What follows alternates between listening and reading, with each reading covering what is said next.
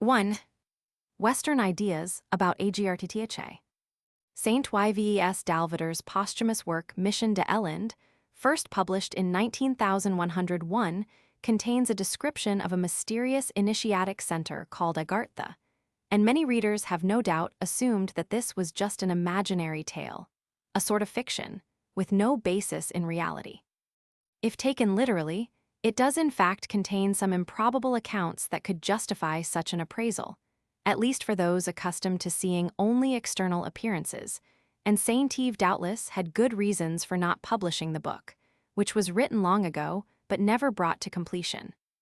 Moreover, until the appearance of this book there had hardly been any mention in Europe of Agarttha and its leader the Brahmatma, except by the rather superficial writer Louis Jacqueliot 1837–1890, whose authority one cannot possibly invoke. In our opinion, Jacqueliot had actually heard of these things while in India, but created his own fantasy about them, as he did with everything else too, however. In 1924, a book entitled Beasts, Men and Gods appeared unexpectedly on the scene, in which the author, Ferdinand Ossendowski, relates the incidents of a most eventful journey he made across Central Asia in the years 1920 and 1921, including, especially in its latter part, accounts almost identical with those given by Saint Yves. And we believe that the sensation aroused by this book at last furnishes a favorable opportunity to break the silence on the question of Agarttha. Naturally, hostile and skeptical critics did not fail to accuse Ossendowski of simply plagiarizing Saint Yves, supporting their allegation by pointing out all the concordant passages in the two books. And in fact, there are a good number that show a rather astonishing similarity, even to points of detail.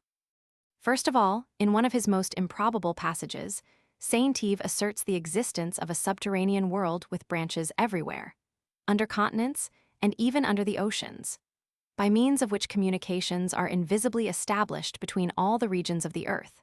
Moreover, Ossendowski does not affirm this on his own authority, even declaring that he does not know what to think of it, but attributes it rather to reports received from people he met in the course of his journey. On a more particular point, there is also a passage in which the king of the world is depicted in front of his predecessor's tomb, and where the question is raised concerning the origin of the gypsies three who, among others, are said to have lived originally in Agarttha. Saint Yves writes that there are moments during the subterranean celebration of the cosmic mysteries when travelers upon the desert stop motionless, and even the animals are silent. And Ossendowski has assured us that he himself was present at such a moment of universal contemplation for, but most important of all, by a strange coincidence, both writers tell the story of an island now vanished where extraordinary men and beasts once lived. At this point, Saint Yves cites the summary by Diodorus of Sicily of the journey of Iambulus, whereas Ossendowski describes the journey of an ancient Buddhist from Nepal. But their accounts hardly differ, so that if two versions from such widely divergent sources really do exist, it would be interesting to acquire them and compare them carefully.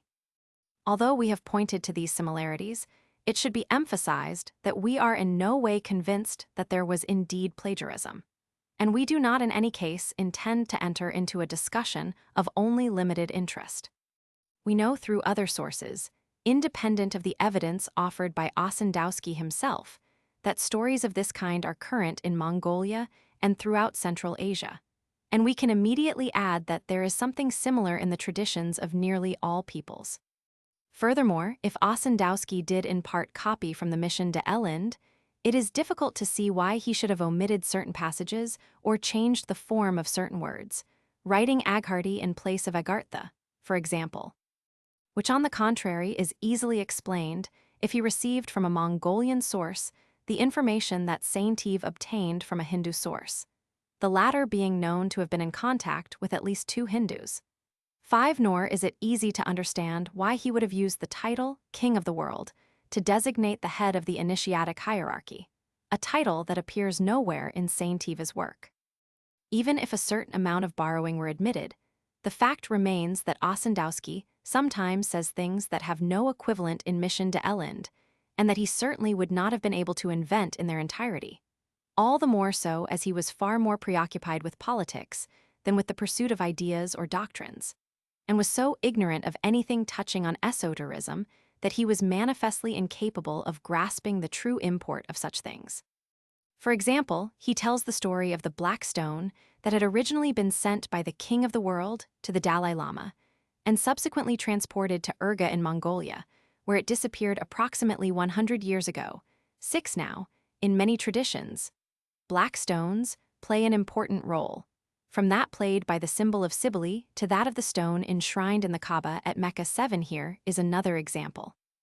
The Bogdo Khan, or living Buddha, who resides at Urga, preserves, among other precious items, the ring of Genghis Khan, on which is engraved a swastika, and a copper plaque bearing the seal of the king of the world. It seems that Ossendowski managed to see only the first of these two objects. But if this is so, would it not then have been extremely difficult for him to conjure the other from his imagination, and would it not have been more natural for him to describe a plaque of gold? These preliminary observations must suffice, for we wish to remain apart from any polemics or questions of personalities. We have only cited Ossendowski and Saint-Yves as a point of departure for considerations that have nothing to do with what one might think of either of them, and whose importance exceeds their individualities, as well as our own, which in this domain should no longer count. Nor do we propose a more or less vain textual criticism, but rather a presentation of some information that, to our knowledge, has been unavailable until now, and that might help in some measure to elucidate what Ossendowski calls the mystery of mysteries. 8. 1. Second edition, 1949. 2. Les Fils de Dieu Paris. See Marpon et y Flammarion, 1882, pp. 236, 213-67, 272. Le Spiritisme dans le monde. L'initiation et les sciences occultes dans l'Inde et chez tous les pupils de l'antique Paris. Lacroix et Sy, 1879, pp. 27-8. The second of these two books was translated into English under the title Occult Science in India and Among the Ancients, with an account of their mystic initiations and the history of spiritualism. Keela, M.T., Kessinger Pub. Co. 1994, Orig. Pub. In 1875, and another title, Bible dans l'Inde, was translated as The Bible in India, Hindu Origin of Hebrew and Christian Revelation, Santa Fe, N.M., Sun Pub. Co. 1992, Orig. Pub. In 1869, one other English source is Mystics and Magicians of India, an anthology, Calcutta. Suzal Gupta, 1953. ed. 3. We should say in this connection that the existence of peoples, in tribulation, of whom the gypsies are one of the most striking examples, is truly something very mysterious and well worth close examination. 4. Arturo Righini called our attention to the fact that this could have some relation to the Timor Panicus of the ancients, a connection that does indeed seem quite likely. 5. Ossendowski's adversaries wished to explain the same fact by claiming that he had at hand a Russian translation of Mission de l'Inde, but the existence of such a translation is more than doubtful since the heirs of Saint-Yves himself have no knowledge of it. They have also reproached Ossendowski for writing Ohm where Saint-Yves writes Aum. Now if Aum is indeed the representation of the sacred monosyllable split into its constituent elements, Ohm is nevertheless a transcription that is both correct and that corresponds to the actual pronunciation as it exists in India as well as in Tibet and Mongolia. This detail alone suffices to appraise the competence of such critics. 6. Ossendowski, who does not know that the stone is a meteorite, tries to explain certain phenomena, such as the appearance of writing on its surface, by supposing that it was a kind of slate. 7. A curious connection could also be made with the lapsid exilis, a stone fallen from heaven, on which inscriptions also appear under certain circumstances, and which is identified with the Grail in the account of Wolfram von Eschenbach. What makes it still more unusual is that, according to this same account, the Grail was finally transported to the kingdom of Prester John, which some have wished to identify precisely with Mongolia, despite the fact that no geographical localization can be accepted literally in this case. Cf. The Esoterism of Dante, chap. 4. 8. We were quite surprised to learn recently that certain people claim the present book as a testimony in favor of a personage whose very existence was entirely unknown to us at the time it was written. We strenuously deny such assertions, from whatever quarter they may come, for we are concerned exclusively with setting forth information pertaining to traditional symbolism, which has absolutely nothing to do with any personifications whatsoever. 2. Royalty and pontificate. The title King of the World, taken in its highest, most complete, and at the same time most rigorous sense, applies properly to Manu, the primordial and universal legislator, whose name is found in diverse forms among a great many ancient peoples. In this regard, let us recall only Mina, or Menes, of the Egyptians, Menwe of the Celts, and Minos of the Greeks. This name, moreover, does not designate a more or less legendary historical personage, but rather a principle, a cosmic intelligence that reflects pure spiritual light and formulates the law, dharma, appropriate to the conditions of our world and of our cycle of existence. And at the same time, it is the archetype of man, considered particularly insofar as he is a thinking being, in Sanskrit manava. Moreover, it is important to emphasize that this principle can be manifested through a spiritual center existing in the terrestrial world, by an organization charged with preserving intact the deposit of sacred tradition, which is of non-human origin, aporashaya, through which primordial wisdom is handed down across the ages to those capable of receiving it. The head of such an organization, representing in a way Manu himself, can legitimately bear his title and attributes.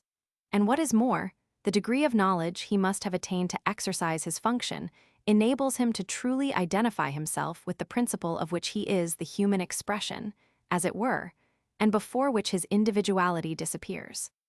Such is indeed the case of Agarttha, if, as Saint Yves maintains, this center has taken over the heritage of the ancient solar dynasty, Suryavansha, which formerly resided at Ayodhya too, and which traced its origin back to Vaivasvata, the Manu of the present cycle. Nevertheless, as we have said, Saint Yves does not in fact envisage the supreme head of Agarttha as the king of the world, but presents him as sovereign pontiff, whom moreover he places at the head of a Brahmanic church, a designation that proceeds from a rather too westernized conception. This last reservation apart, what he says in this regard complements what Ossendowski says, both writers having seen only that aspect corresponding to their own tendencies and dominant preoccupations. For in truth it is here a matter of a double power, at once sacerdotal and royal.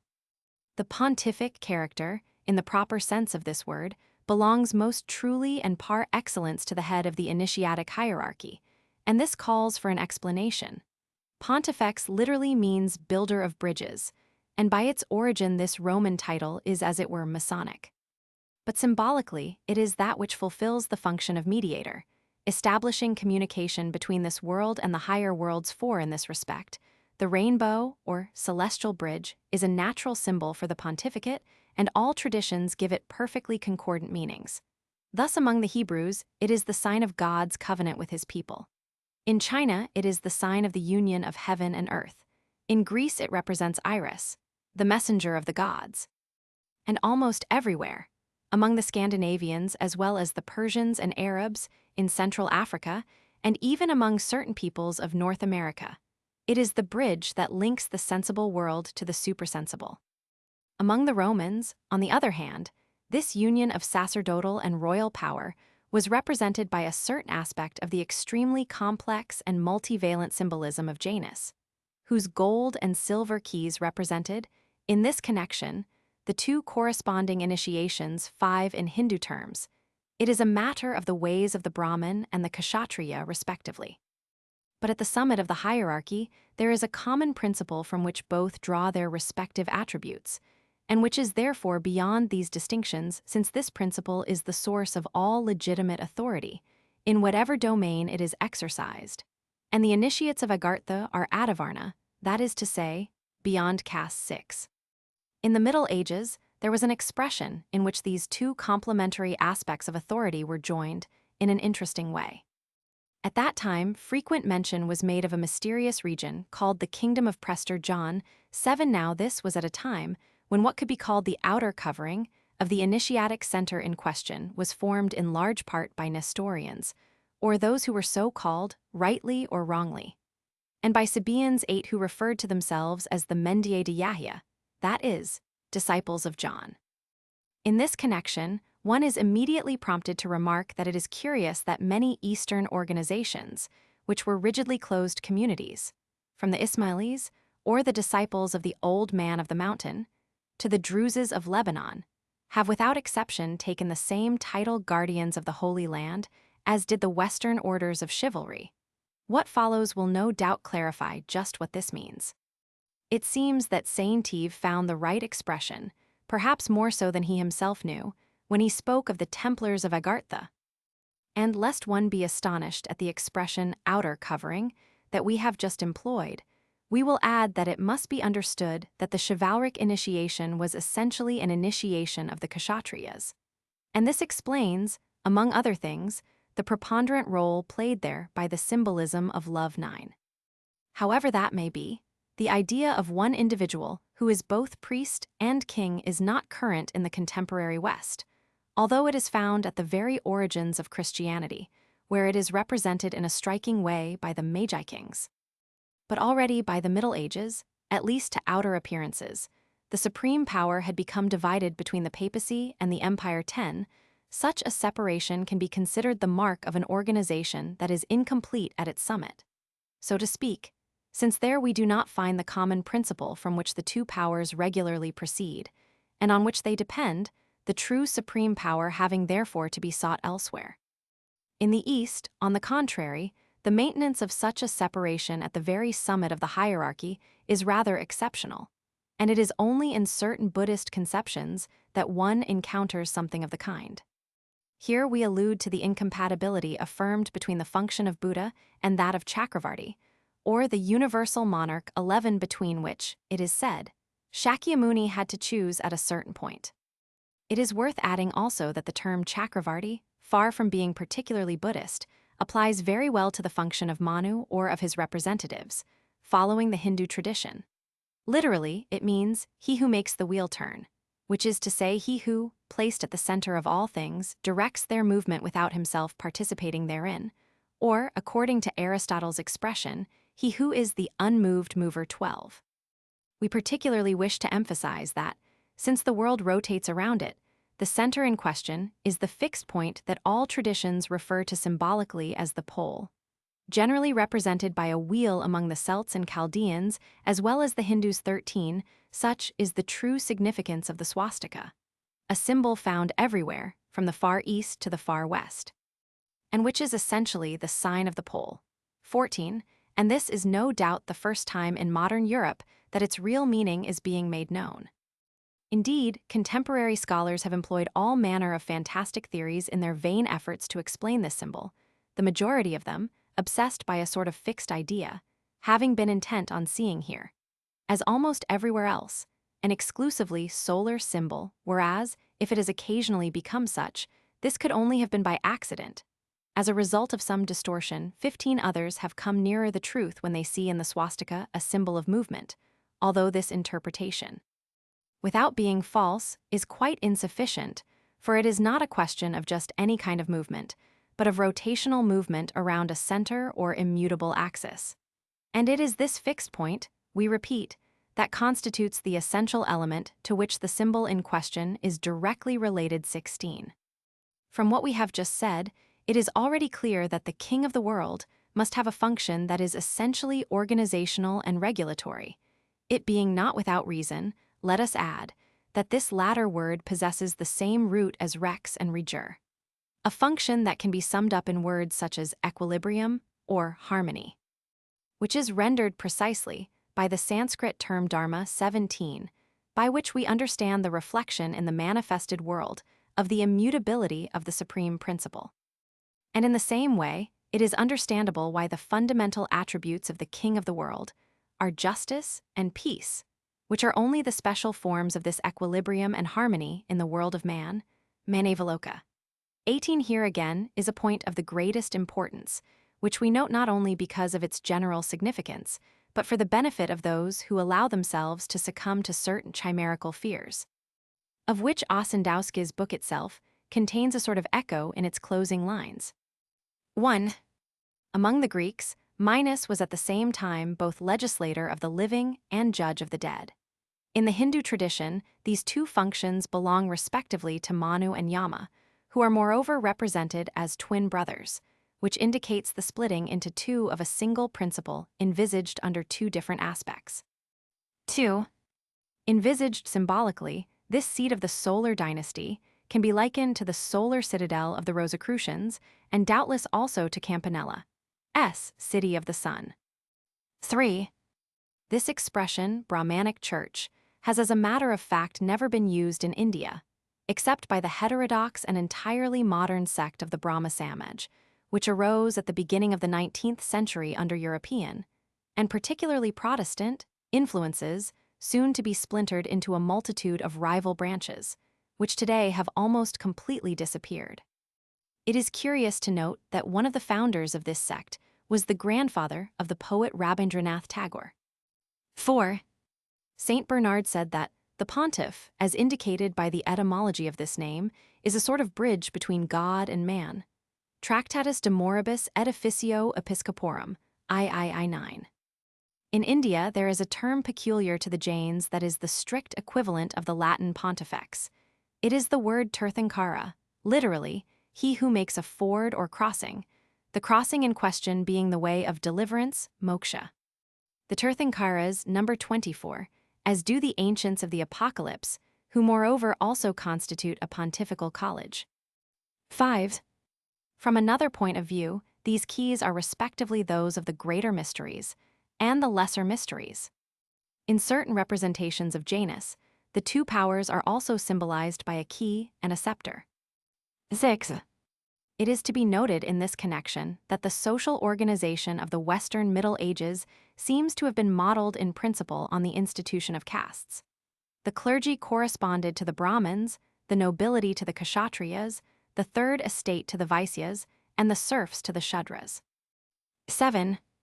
The matter of Prester John arises particularly around the time of St. Louis, in connection with the travels of Carpin and de Rubruquis.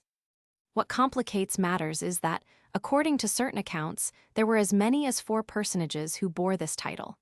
In Tibet, or in the Pamir, in Mongolia, in India, and in Ethiopia, this last word having in any case a very vague meaning, but it is likely a matter of different representatives of the same power.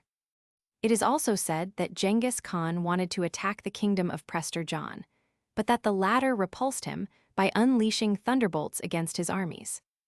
And finally, since the time of the Muslim invasions, Prester John seems no longer to have manifested himself, though he is perhaps outwardly represented by the Dalai Lama. 8.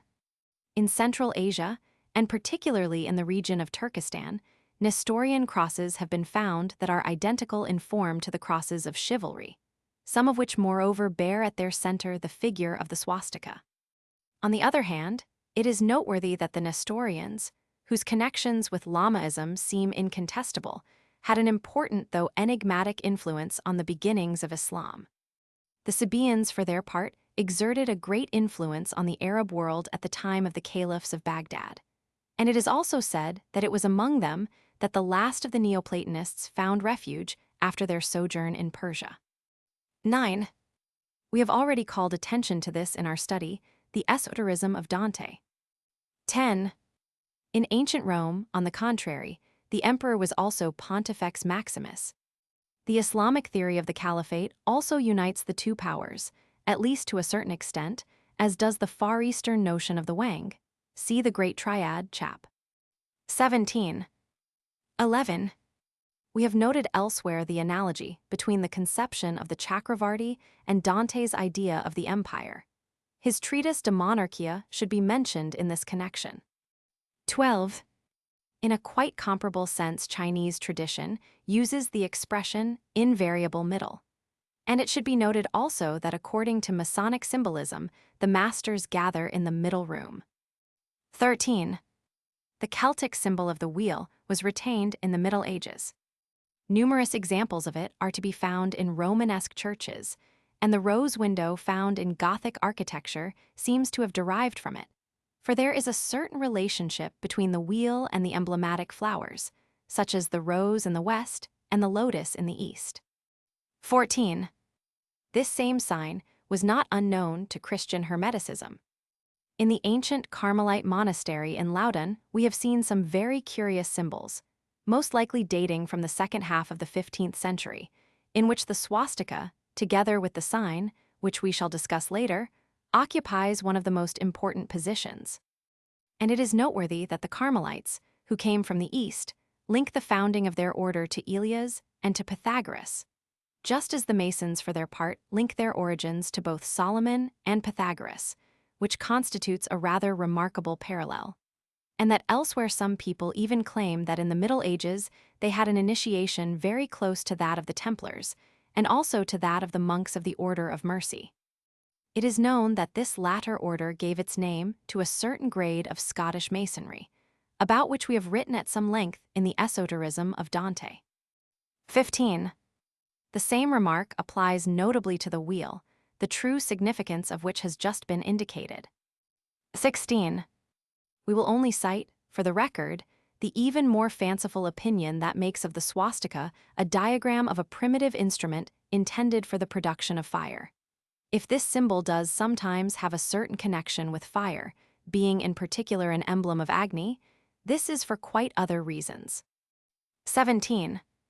The root dhri expresses essentially the idea of stability.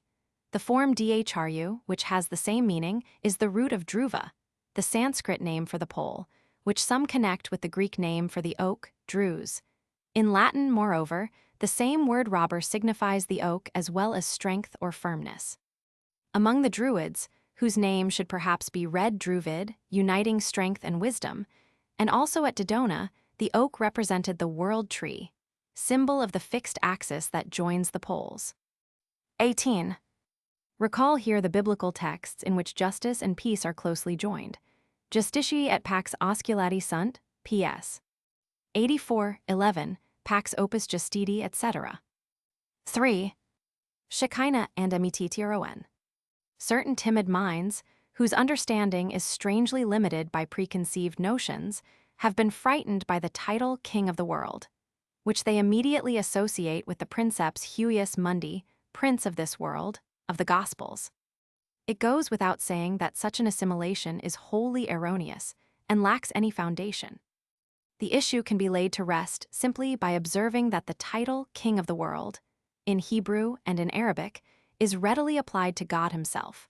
And this gives us occasion for some interesting observations concerning the theories of celestial intermediaries in the Hebrew Kabbalah, theories that have moreover a direct bearing on the principal subject of this study.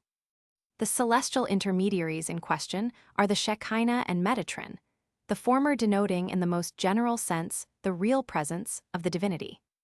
The scriptures that make special mention of this presence are above all those concerned with the establishment of a spiritual center, such as the construction of the tabernacle and the building of the temples of Solomon and of Zorobabel. Such a center, constituted in rigorously defined conditions, must be a place of divine manifestation, which is always represented as light. And it is curious to note that the expression, a well-illuminated and ordered place, still retained by the Masons, seems to be a vestige of the ancient sacerdotal science that oversaw the construction of the temples, and that furthermore was not peculiar to the Jews, a point we shall take up later. Here we need not enter into the theory of spiritual influences, a better translation of the Hebrew barakoth than the usual blessings, more particularly as it keeps the sense that the Arabic baraka has retained. But even limiting ourselves to this one point of view, it is still possible to explain Elias Levitas' statement, as quoted by Valliad in his La Kabbal Juiv, that the masters of the Kabbalah hold great secrets on this subject. The Shekinah is presented under a number of aspects, among which two are primary, the one inward and the other outward. Moreover, in the Christian tradition, there is an expression that indicates these two aspects in the clearest possible way: Gloria in excelsis Deo, et in terra pax hominibus boni voluntatis. The words Gloria and Pax refer respectively to the inward aspect with respect to its relation to the principle, and the outer aspect with respect to its relation to the manifested world. And in considering these words, it is immediately clear why they are spoken by the angels, Malachim, to announce the birth of God with us, or in us, Emmanuel. Regarding the first aspect, one could also recall the theories of the theologians on the light of glory, in and by which the beatific vision operates in excelsis. And as to the second, we find here again the peace to which we just alluded, and which, in its esoteric sense, is everywhere indicated as one of the fundamental attributes of the spiritual centers established in this world, in Terra. Furthermore, the Arabic term sakina, obviously identical to the Hebrew shekinah, translates as great peace, which is an exact equivalent of the pax profunda of the Brotherhood of the Rose Cross. And on this basis, one could doubtless explain what the latter meant by the temple of the Holy Spirit, just as one could also give a precise interpretation to the numerous gospel texts in which peace too is mentioned, all the more so as the secret tradition concerning the Shekinah must have some connection with the light of the Messiah. Was it only coincidental that in making this last point, Vulliad said that it concerns the tradition reserved for those who pursue the path leading to Pards? That is to say, as will be seen later on, to the Supreme Spiritual Center 3. This leads to a related point.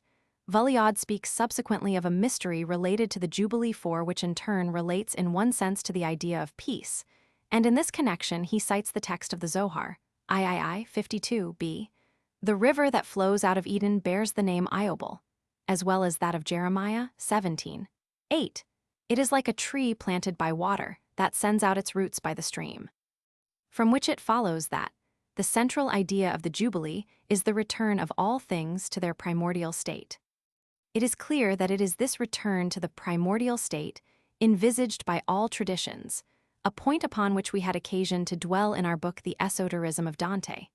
And if we add that the return of all things to their primordial state will herald the Messianic era, those who have read the book may then recall what it said about the relationship between the terrestrial paradise and the celestial Jerusalem. In truth, moreover, what is involved here in various phases of cyclical manifestation is always Pards, the center of this world, which the traditional symbolism of all peoples likens to the heart, the center of the being and the divine residence, Brahmapura in Hindu doctrine. The tabernacle, which is made in its image, is therefore called in Hebrew Mishkan, or dwelling of God, a word having the same root as Shekinah. From another point of view, the Shekinah is the synthesis of the Sephiroth.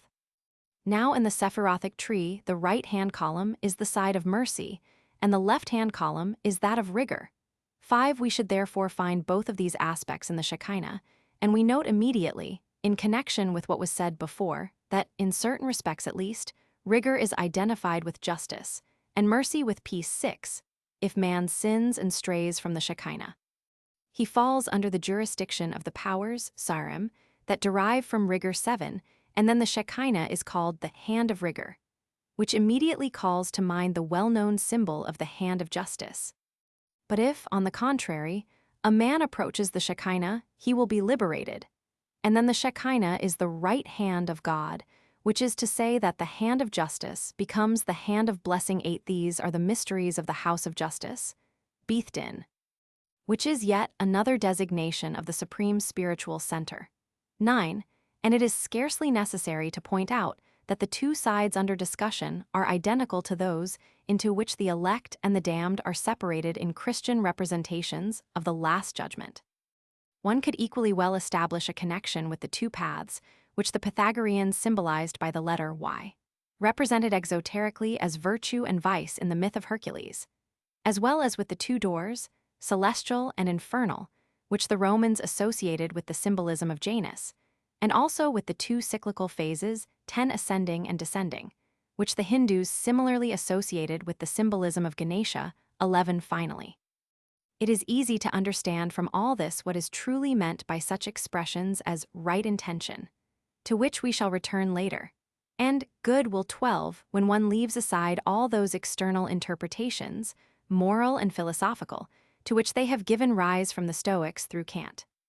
The Kabbalah gives to the Shekinah a consort who bears names identical with her own, and consequently possesses the same characteristics 13, and who naturally also possesses as many different aspects as the Shekinah herself.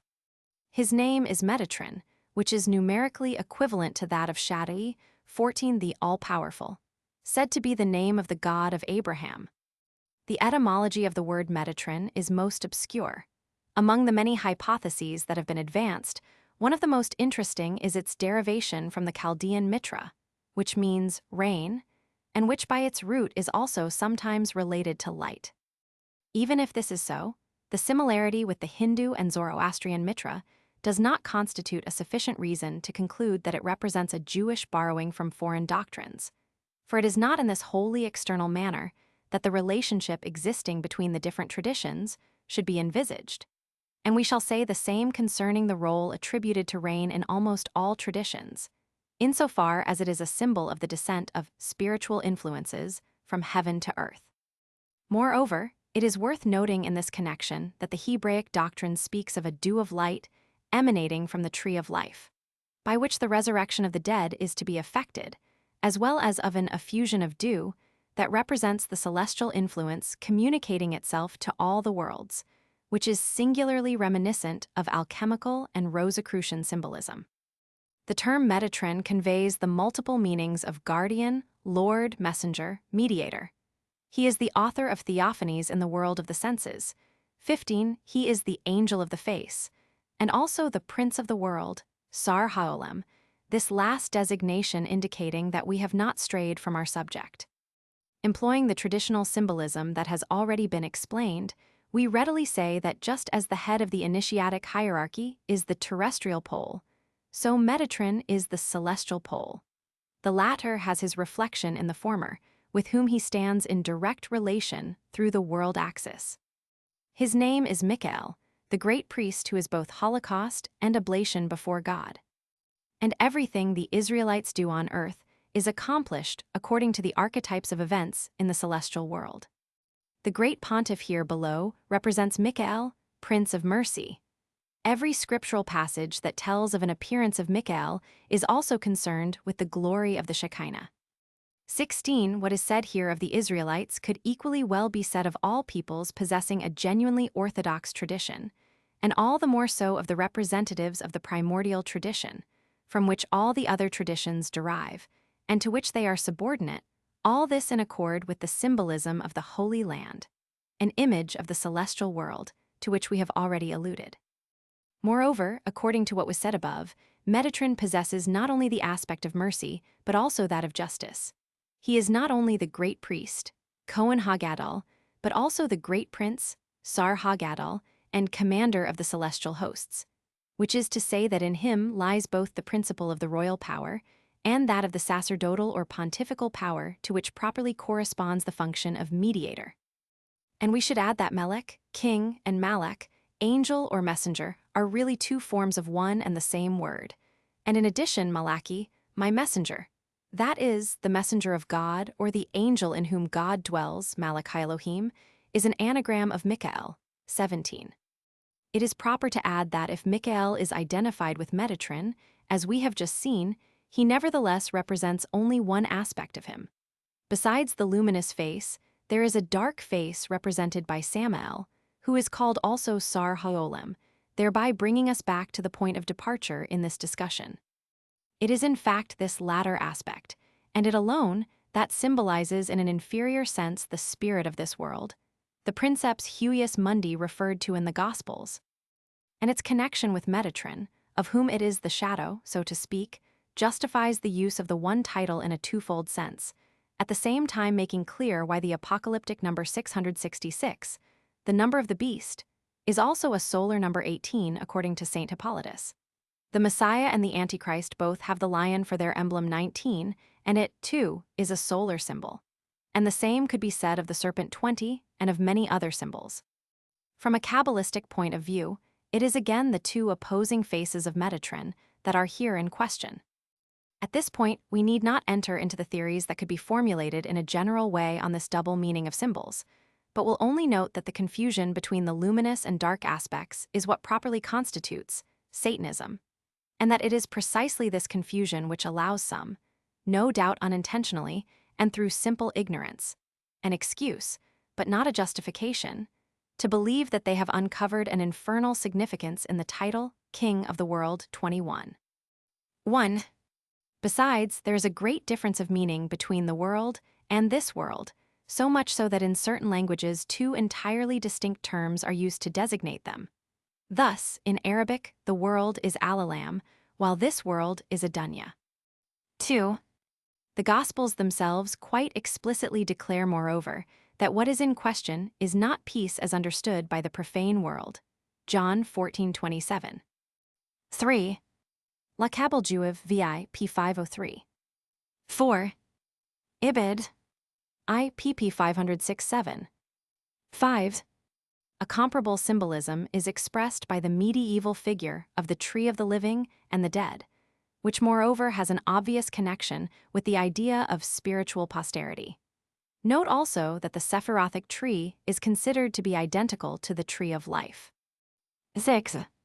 According to the Talmud, God has two seats, that of justice and that of mercy, these two seats corresponding also to the throne and to the chair of Islamic tradition.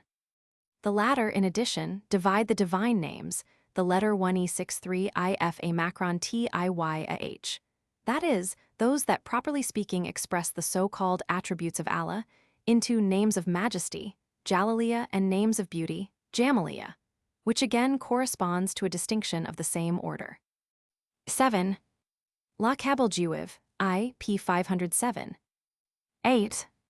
According to St. Augustine and certain other fathers of the Church, the right hand similarly represents mercy or goodness, whereas the left hand, of God especially, is the symbol of justice. The hand of justice is one of the usual attributes of royalty. The hand of blessing is a sign of sacerdotal authority and has sometimes been taken as a symbol of Christ. This figure of the hand of blessing is found on certain Gallic coins, as is also the swastika, sometimes with curved arms. 9. This center, or any one of those that are constituted in its image, can be described symbolically as both a temple, the sacerdotal aspect, corresponding to peace, and a palace or tribunal, the royal aspect, corresponding to justice. 10. We have here the two halves of the zodiacal circle, which is frequently represented on the portals of medieval churches in a manner clearly giving them the same significance. 11. All the symbols enumerated would need to be explained at length, something we hope to do in a future work. See Symbols of Sacred Science. AD. 12. Pax hominibus boni voluntatis. And those familiar with the various symbols we have just mentioned will see that it is not without reason that Christmas coincides with the time of the winter solstice. 13. Lakabel Juiv, I, pp 497-8. 14. The number of each of these two names, obtained by adding the values of the Hebrew letters of which they are composed, is 314. 15. Lakabel Juiv, I, pp 492 and 499. 16. Ibid, I pp 501. 17. This last remark naturally brings to mind the words Benedictus qui venit in nomen Domini. Blessed is he who comes in the name of the Lord, which are applied to Christ, whom the shepherd of Hermas assimilates precisely to Michael in a way that may seem rather strange. But that should not surprise those who understand the connection between the Messiah and the Shekinah. Christ is also called the Prince of Peace, and he is at the same time the judge of the living and the dead. 18. This number is formed notably by the name of Sarath, demon of the sun, and opposed as such to the angel Michael. We will later see a further significance to this number. 19. Cited by Vuillaude, Lakabel Juiv, II, p. 373. 20. The two opposing aspects are figured notably by the two serpents of the caduceus. In Christian iconography, they are reunited in the amphispina, the two-headed serpent, one of which represents Christ and the other Satan. 21. Let us point out further that the globe of the world, insignia of imperial power or of universal monarchy, is frequently placed in the hand of Christ, which shows moreover that it is the emblem of spiritual authority as well as of temporal power. 4. The three supreme functions. According to Saint Yves, the supreme head of Agarttha bears the title of Brahmatma. It would be more correct to say Brahmatma, or support of souls in the spirit of God. His two adjuncts are the Mahatma, representative of the universal soul, and the Mahanga, symbol of the entire material organization of the cosmos. These comprise the hierarchic division represented in Western doctrines by the ternary of spirit, soul, and body, applied here according to the analogy of the macrocosm and the microcosm. It is important to note that these terms, in Sanskrit, properly denote principles, and that they cannot be applied to human beings except insofar as they represent these principles, so that, even in such cases, they are attached essentially to functions and not to individualities. According to Ossendowski, the Mahatma knows the events of the future, and the Mahanga directs the course of those events. As for the Brahmatma, he is able to speak to God face to face too, and it is easy to understand what this means if one remembers that he occupies the central point from which direct communication is established between the terrestrial world and the superior states. And, through these latter, with the supreme principle three besides. If the term king of the world were interpreted in a restricted sense and solely in relation to the terrestrial world, it would prove inadequate. It would be more accurate, in certain respects, to designate Brahmatma as Lord of the three worlds, for in every true hierarchy, he who possesses the superior degree thereby also possesses at the same time all the subordinate degrees. And as we shall explain further on, these three worlds, which constitute the Tribhuvana of Hindu tradition, are the domains corresponding respectively to the three functions we are about to specify. As he comes forth from the temple, writes Ossendowski, the king of the world radiates divine light. 5. The Hebrew Bible reports exactly the same of Moses when he came down from Mount Sinai. 6. And in this connection, it is worth noting that the Islamic tradition regards Moses as the pole, Alqu letter 1e6db of his age. Besides, was it not for this reason that, according to the Kabbalah, he was instructed by Metatron himself? It is important here again to distinguish between the principal spiritual center of our world and the secondary centers subordinate to it that represent it only in relation to particular traditions, adapted more particularly to specific peoples. Without wishing to belabor the point, we should nonetheless note that the function of legislator, in Arabic, rasul, belonging to Moses necessarily supposes a delegation of the power designated by the name Manu. Moreover, one of the meanings implicit in this name indicates precisely the reflection of divine light. There immediately follows a sentence that will greatly astonish those who have only a vague idea of the significance of this sacred monosyllable. Om is the name of an ancient Halaman, the first Guru. Ossendowski writes Guru for Guru, who lived 300,000 years ago. 8. This sentence would be completely unintelligible were it not borne in mind that the age in question, which moreover seems indicated rather vaguely, is very much anterior to the era of the present Manu.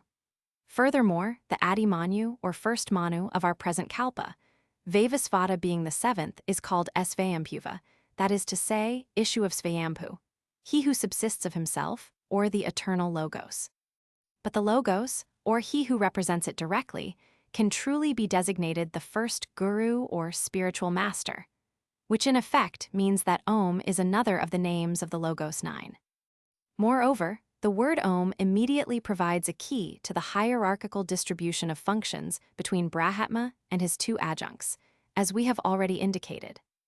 According to Hindu tradition, the three elements of this sacred monosyllable symbolize, respectively, the three worlds just alluded to, the three parts of the Tribhuvana: earth, Bu, atmosphere, Bhuvas, and the heavens, Swar, which, to use a different terminology, correspond to the world of corporeal manifestation, the world of subtle or psychic manifestation, and the non-manifested principial world 10 in ascending order. These are the domains of the Mahanga, the Mahatma, and the Brahmatma, as can easily be seen by referring to the interpretation of their titles above. And it is the relationships of subordination among these different domains that justifies the previous interpretation of Brahmatma as Lord of the Three Worlds. 11. This one is the Lord of all. This one is the omniscient who sees at once all effects in their cause. This one is the inner director of all, who resides at the center of the world and governs it from within, directing its movement without participating in it.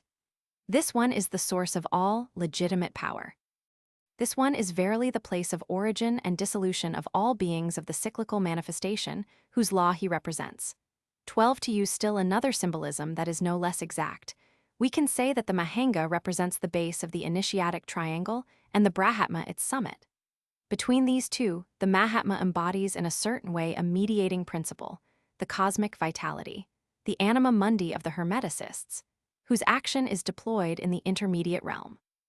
All of this is represented very clearly by the corresponding letters of the sacred alphabet that Saint-Yves calls Vat and that Ossendowski calls Vatanen, or, which amounts to the same thing, by the geometric forms, straight line, spiral, and point, to which the three matras, or elements constituting the monosyllable Om, can be reduced. Let us make this even clearer. To the Brahmatma belongs the fullness of both the sacerdotal and the royal power, envisaged principially in a kind of undifferentiated state. The two powers are subsequently differentiated in order to be manifested, the Mahatma representing more particularly the sacerdotal power, and the Mahanga the royal power.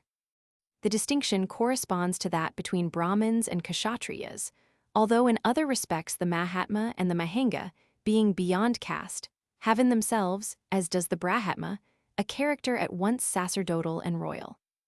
This raises a most important point that seems never to have been explained satisfactorily. It has already been mentioned that the two powers were united in the Magi Kings of the Gospels. We can now say that in reality these mysterious personages represent nothing other than the three heads of Agarttha. 13. The Mahanga offers gold to Christ and hails him as king. The Mahatma offers incense and hails him as priest. And finally the Brahmatma, hailing him as prophet, or spiritual master par excellence, offers myrrh, the balm of incorruptibility, symbol of Amrita. 14. The homage rendered in this way to the newborn Christ by the authentic representatives of the primordial tradition in the three worlds, which are their respective domains, is at the same time, we should clearly note, the assurance of the perfect orthodoxy of Christianity in this respect. Ossendowski naturally was not in a position to consider things of this order, but had he penetrated more deeply into certain matters, he would at least have noticed the strict analogy obtaining between the supreme ternary of Agarttha and that of Lamaism, such as he describes it. The Dalai Lama, realizing the saintliness or pure spirituality of Buddha. The Tashi Lama, realizing his science, not magic as he appears to think but rather theurgy. And the Bogdo Khan, representing his material and warlike strength, exactly the same distribution according to the three worlds. He could even have drawn these parallels all the more readily since he had been informed that the capital of Agarttha reminds one of Lhasa, where the palace of the Dalai Lama, the Potala, is the top sick of a mountain covered with monasteries and temples. 15. This way of expressing things is faulty besides, for in reality it is the image that recalls its prototype and not the converse. Now the center of Lamaism can only be an image of the true center of the world. But when the various sites of such centers are considered, it turns out that they all present certain topographical peculiarities that, far from being unimportant, have an incontestable symbolic value that must, in addition, correspond to those laws through which the spiritual influences operate, which is a topic that properly belongs to the traditional science that one could call sacred geography. But there is yet another parallel that is no less remarkable. Saint-Yves, describing the different degrees or circles of the initiatic hierarchy, which are related to certain symbolic numerals referring particularly to the divisions of time, ends by saying that the highest circle and the one nearest to the mysterious center is composed of 12 parts, which represent the supreme initiation and correspond to the zodiac, among other things. Now this composition is also found in what is known as the Circular Council of the Dalai Lama, made up of 12 great namshins, or nomkins, and moreover is also found even in certain Western traditions, notably those concerning the Knights of the Round Table. We should further add that from the point of view of the cosmic order, the 12 members of the inner circle of Agarttha represent not only the 12 signs of the zodiac, but also, we are tempted to say, rather, though the two interpretations are not mutually exclusive, the 12 Agarttha's, which represent as many forms of the sun in relation to these same zodiacal signs, 16 and naturally, since Manu Vaivasvata is called son of the sun. The king of the world also counts the sun among his various emblems, 17. The principal conclusion to be drawn from what has been said is that all the world over descriptions of spiritual centers that are more or less hidden, or at least accessible only with great difficulty, bear a close resemblance to each other. The only plausible explanation for this similarity is that, if the accounts refer to different centers, as seems to be true in some cases, then they must all be emanations, so to speak, from one supreme center, just as all particular traditions are finally only adaptations of the great, primordial tradition. 1. Ossendowski writes Brahitma, Mahitma, and Mahinga. 2. We have seen above that Metatron is the angel of the face. 3. According to Far Eastern tradition, the invariable middle is the point at which the activity of heaven is manifested. 4. We would ask those who might be surprised at such an expression whether they have ever reflected upon the significance of the triregnum, the three-crowned tiara, which is, together with the keys, one of the principal insignia of the papacy. 5. Ferdinand Ossendowski, Beasts, Men and Gods, New York. E. P. Dutton and Company, 1923, p. 309. 6. It is also said that at that time Moses had to cover his face with a veil to speak to the people, who could not bear the brilliance, Exodus 24, 29-35, which indicates symbolically the necessity of an exoteric adaptation for the multitude. Let us recall in this connection the double significance of the word reveal, which can mean draw aside the veil, but also cover again with a veil. It is thus that the word manifests and veils at one and the same time the thought that it expresses. 7. Ossendowski, Beasts, Men and Gods, p. 309. 8. Ibid. 9. Somewhat surprisingly, this name is also found in ancient Christian symbolism, where, among the signs that serve to represent Christ, we encounter one that was later considered an abbreviation of Ave Maria, but which was originally an equivalent of the sign that unites the first and last letters of the Greek alphabet, Alpha and Omega, to signify that the word is the beginning and the end of all things. It is in reality even more complete, for it signifies the beginning, the middle, and the end. This sign breaks down in fact into AVM, that is, the three Latin letters that correspond exactly to the three constituent elements of the monosyllable Om, the vowel O in Sanskrit being formed by the union of A and U. The association of this sign Aum and the swastika, both taken as symbols of Christ, seems to us particularly significant when seen from this point of view. It should further be noted that the form of this same sign presents two ternaries set inversely to each other, making them in certain respects an equivalent to the Seal of Solomon. If the latter is considered under the form, where the horizontal median line specifies the general significance of the symbol by marking the plane of reflection or surface of the waters, it is evident that both figures have the same number of lines, differing only in the placement of two of them, which, horizontal in the one, becomes vertical in the other. 10. For a fuller treatment of the conception of the three worlds, the reader is referred to the esoterism of Dante and man and his becoming according to the Vedanta. In the first, we insisted above all on the correspondence of these worlds, which are properly speaking states of the being, with the degrees of initiation. In the second, we gave in particular a complete explanation, from the purely metaphysical point of view, of the text of the Mandukya Upanishad, in which the symbolism here in question is set out in full, the present discussion covering only one particular application of it. 11. In the order of universal principles, the function of Brahmatma refers to Ishvara, that of Mahatma to Hiranyagarbha, and that of Mahinga to Viraj, from which correspondence their respective attributes may easily be deduced. 12. Mandukya Upanishad, Shruti 6, in the translation of Swami Gamparananda, 8 Principal UP a N I letter 1E63 a DS Calcutta. Advaita Ashrama, 1973. Bracketed insertions are Guinans. AD. 13. Saint Eve does indeed say that the Magi kings came from Agarttha, but without being any more precise on this point. The names usually attributed to them are doubtless imaginary, except perhaps that of Melchior, in Hebrew King of the Light, which is rather significant. 14. The Amrita of the Hindus or the ambrosia of the Greeks, two words etymologically identical, draught or food of immortality, is represented notably also by the Vedic Soma and the Mazdian Hauma. Trees producing incorruptible gums or resins play an important role in symbolism, having in particular sometimes been taken as emblems of Christ. 15. Ossendowski, Beasts, Men and Gods, p. 303. 16.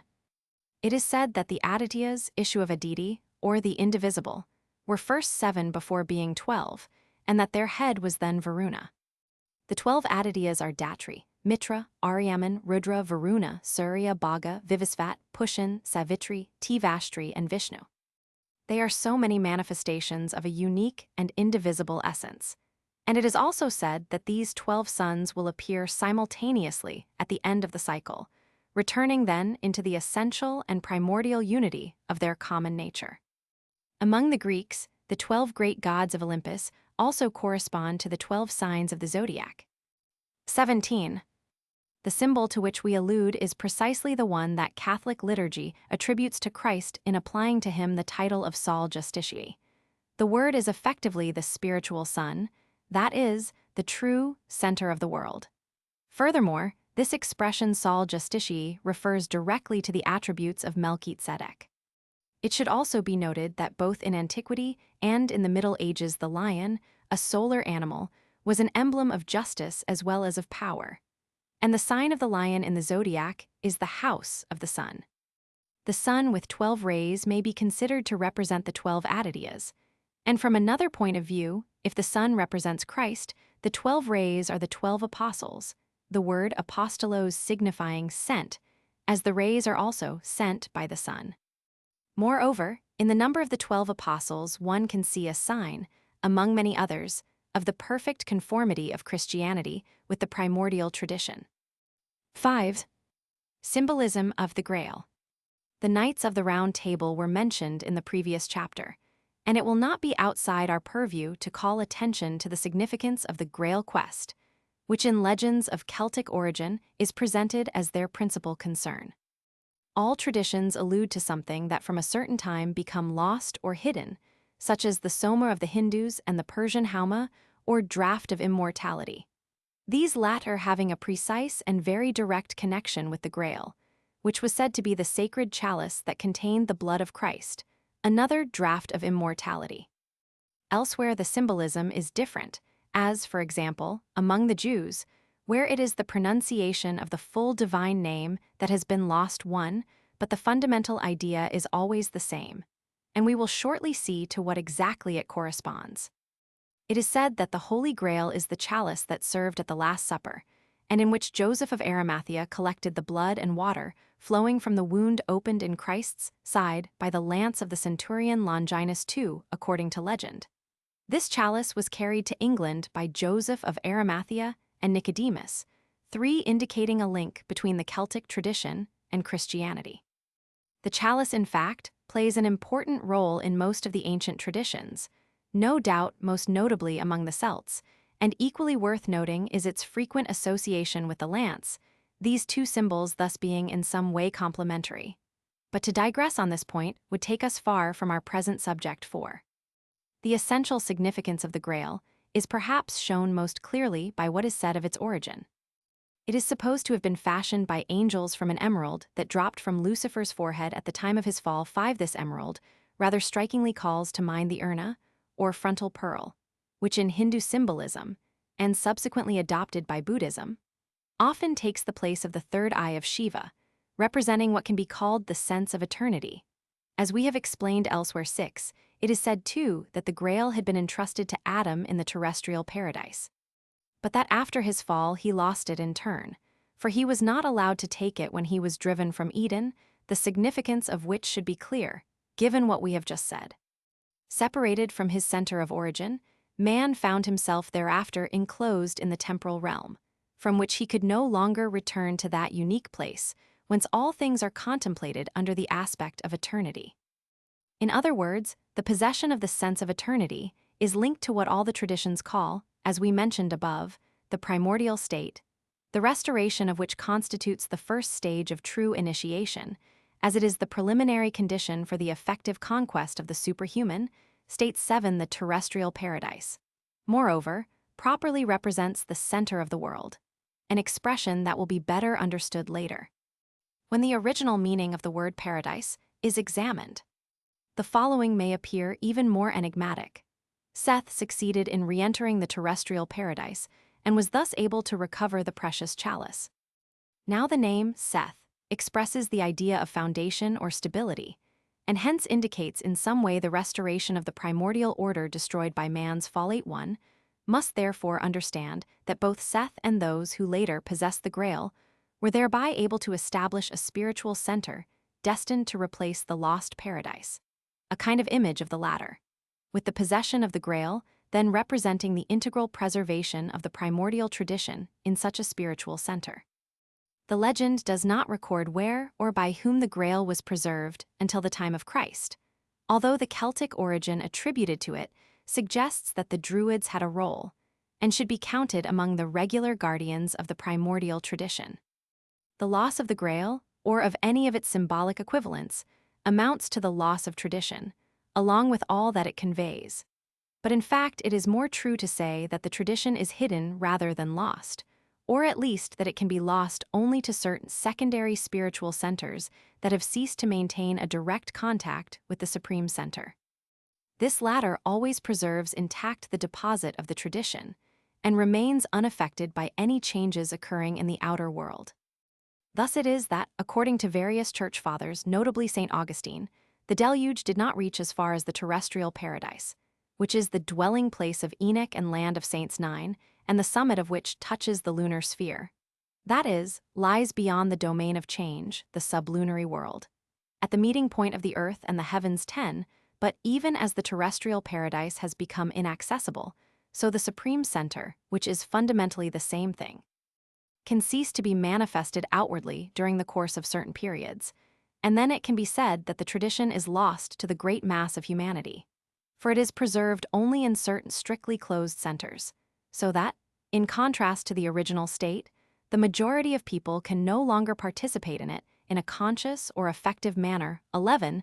This is precisely the state of affairs in our present age, the beginning of which stretches back well beyond what is accessible to ordinary and profane history. Thus, according to the case, the loss of tradition can be understood in this general sense, or else be related to the obscuration of the spiritual centers that more or less invisibly govern the destinies of particular peoples or civilizations. And so every instance of a symbolism that relates to it must be examined to determine in which of these two senses it should be interpreted.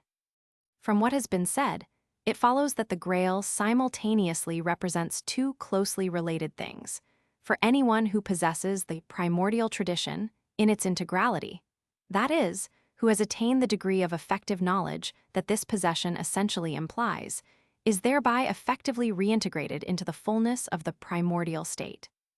To both these, the primordial state and the primordial tradition, we attach the double sense inherring in the word Grail itself, for by one of those verbal assimilations that play a not at all negligible role in symbolism, and that furthermore have much more profound reasons than might be imagined at first glance, the Grail is both a vase, graysale, and a book, graydale or graduale, the latter obviously signifying tradition 12, while the first more directly concerns the state itself. We have no intention of entering here into the secondary details of the legend of the Holy Grail, even though all of these, too, have a symbolic value, or of pursuing the history of the Knights of the Round Table and their exploits. We will only point out that the Round Table, built by King Arthur 13 according to Merlin's specifications, was destined to receive the Grail at such time that it would be won by one of the knights and brought back from Great Britain to Brittany. The table itself is again another of those apparently very ancient symbols that were always associated with the idea of spiritual centers as guardians of the tradition. Moreover, the circular shape of the table is formally linked to the zodiac by the presence around it of 12 principal personages, 14 a detail which, as we said above, is to be found in the constitution of all such centers.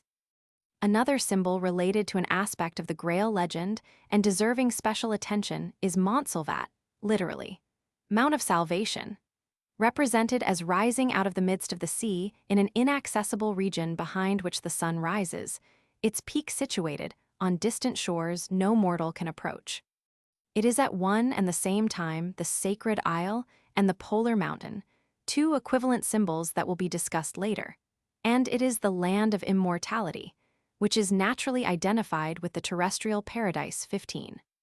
Returning to the Grail itself, we can easily see that its primary significance is basically the same as that of the sacred vase, wherever it is found, and which, notably in the East, is that of the sacrificial vessel that originally held the Vedic soma or Mazdian hauma, the draught of immortality that bestows upon or restores to those who take it with the requisite disposition, the sense of eternity.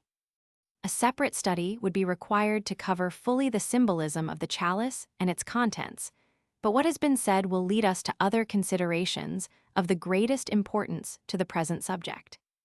1.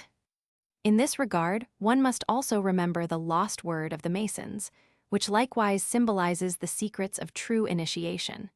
The search for the lost word is thus but another form of the Grail quest, which justifies the relationship pointed out by the historian Henry Martin between the Massonie du Saint Graal and Masonry. See the Esoterism of Dante, chap. 4, and the explanations given here will facilitate an understanding of our previous discussion of the very close link between the symbolism of the Grail itself and the common center of all initiatic organizations. 2. This name Longinus is related to that of the spear itself, in Greek logke, pronounced lonke. The Latin lancia, moreover, has the same root. 3. These two personages represent the royal and the sacerdotal powers respectively, and the same applies to Arthur and Merlin in the institution of the Round Table. 4. We will only say that the symbolism of the lance is often related to the world axis, with respect to which the blood dripping from the lance has the same significance as the dew falling from the tree of life. Besides, we know that all traditions are unanimous in affirming that the vital principle is intimately linked to the blood. 5. Some say an emerald fallen from the crown of Lucifer, but there is a confusion here deriving from the fact that before his fall Lucifer was the angel of the crown, that is, of Kether Hebrew for crown, the first Sephira, in Hebrew Hakathriel, a name moreover whose number is 666. 6. Man and his becoming according to the Vedanta, chap. 20. 7. Concerning this primordial or Edenic state, see the Esoterism of Dante, chaps. 6 and 8, and man and his becoming according to the Vedanta, chap. 23. 8. It is said that Seth remained 40 years in the terrestrial paradise, the same number also signifying reconciliation or return to the principle. Periods measured by this number are often met with in the Judeo-Christian tradition. Recall the 40 days of the deluge, the 40 years of the Israelites, wanderings in the wilderness, the 40 days Moses spent on Sinai, the 40-day fast of Christ, Lent having naturally the same significance, and more examples could doubtless be found. 9. Enoch walked with God, and he was not in the visible or outer world, for God took him, Gen. 5:24. He would then have been transported to the terrestrial paradise. This is what certain theologians, such as Tostat and Cajetan, also believe. On the land of the saints, or the land of the living, see below. 10.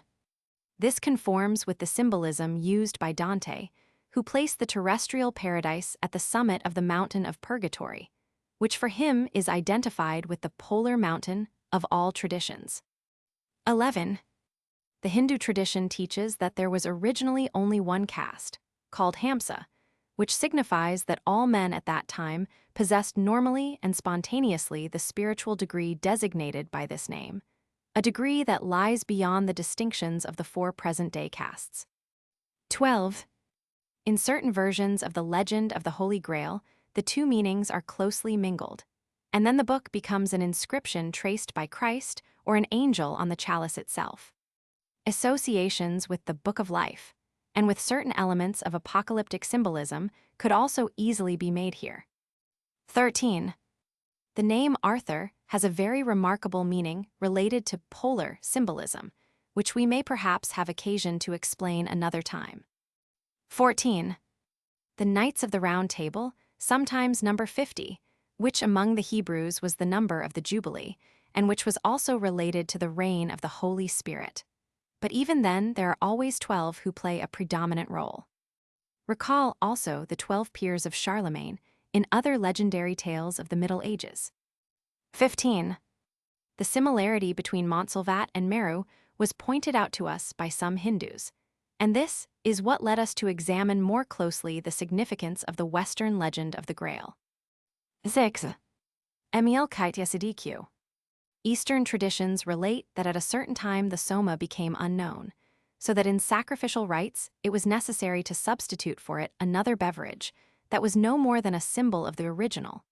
This was the role played principally by wine, to which a large part of the Greek legend of Dionysos is devoted to. Now wine is often taken to represent the authentic initiatic tradition. In Hebrew, the words yayin, wine, and sod, mystery, share the same number 3 and are thus interchangeable. And among the Sufis, wine symbolizes esoteric knowledge, that is, the doctrine reserved for the elite and not suitable for everyone, just as everyone cannot drink wine with impunity. It follows from this that the use of wine in a rite confers upon that rite a clearly initiatic character. Such is the case notably of the Eucharistic sacrifice of Melchizedek, which is the essential point upon which we shall now dwell for.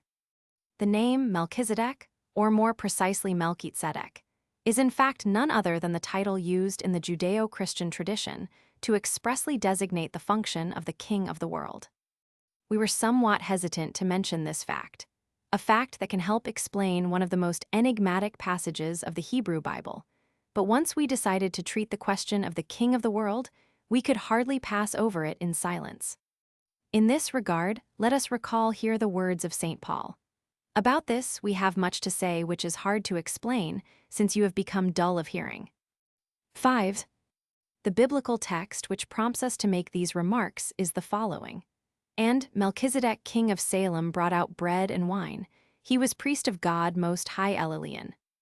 And he blessed him and said, Blessed be Abram 6 by God most high, maker of heaven and earth, and blessed be God most high, who has delivered your enemies into your hand.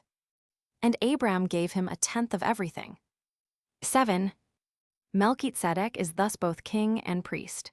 His name means king of justice, and he is at the same time king of Salem, that is to say of peace. So here again we find above all justice and peace, which are precisely the two fundamental attributes of the king of the world. It should also be pointed out that contrary to common opinion, the word Salem never actually designated a city, even though, taken as the symbolic name of the residence of Melchizedek, it can be considered the equivalent of Agarttha. In any case, it is an error to see in it the primitive name for Jerusalem, as the latter was originally called Jebus. On the contrary, if the name Jerusalem was given to that city when a spiritual center was established there by the Jews, this was to indicate that from that point on it was a sort of visible image of the true Salem. And it should be noted that the temple was built by Solomon, whose name, Shlomo, is also derived from Salem and means the peaceable 1:8. Let us see how Paul comments on what is said of Melchizedek. For this, Melchizedek, king of Salem, priest of the Most High God, met Abraham returning from the slaughter of the kings and blessed him. And to him, Abraham apportioned 1/10 part of everything. He is first, by translation of his name, king of righteousness, and then he is also king of Salem, that is, king of peace. He is without father or mother or genealogy, and has neither beginning of days nor end of life, but resembling the Son of God, he continues a priest forever. 9. Now Melchizedek is here represented as superior to Abraham, for he blesses him, and it is beyond dispute that the inferior is blessed by the superior. 10.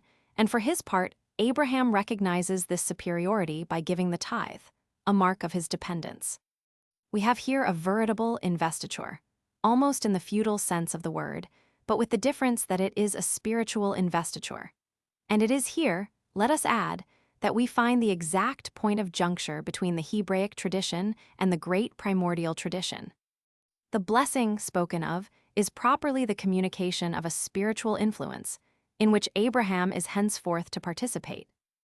And we can note that the formula that was used placed Abraham in direct relationship with the Most High God, whom the same Abraham afterward invokes under the name of Jehovah 11 if Melchizedek is thus superior to Abraham.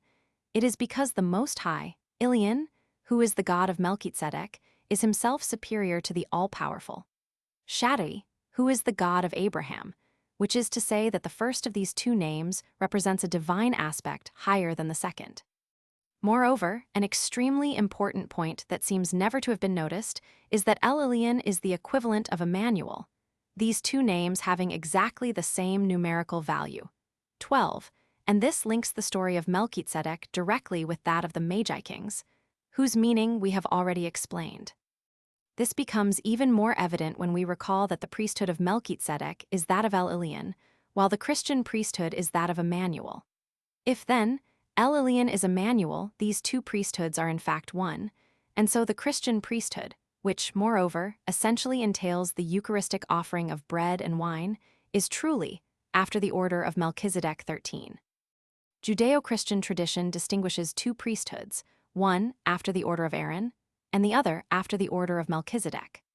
The latter is superior to the former, just as Melchizedek is superior to Abraham, from whom issues the tribe of Levi, and consequently the family of Aaron 14. This superiority is clearly affirmed by Paul, who said that, one might even say that Levi himself, who receives tithes from the people of Israel, paid tithes through Abraham.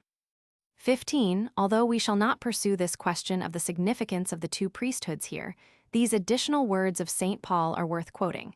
Here in the Levitical priesthood, tithes are received by mortal men, there, by one of whom it is testified that he lives. 16. This one that lives, who is Melchizedek, is also Manu, of whom it can indeed be said that he continues a priest forever. In Hebrew, Lo'olam, that is, for the entire duration of his cycle Manvantara, or of the world over which he specifically rules.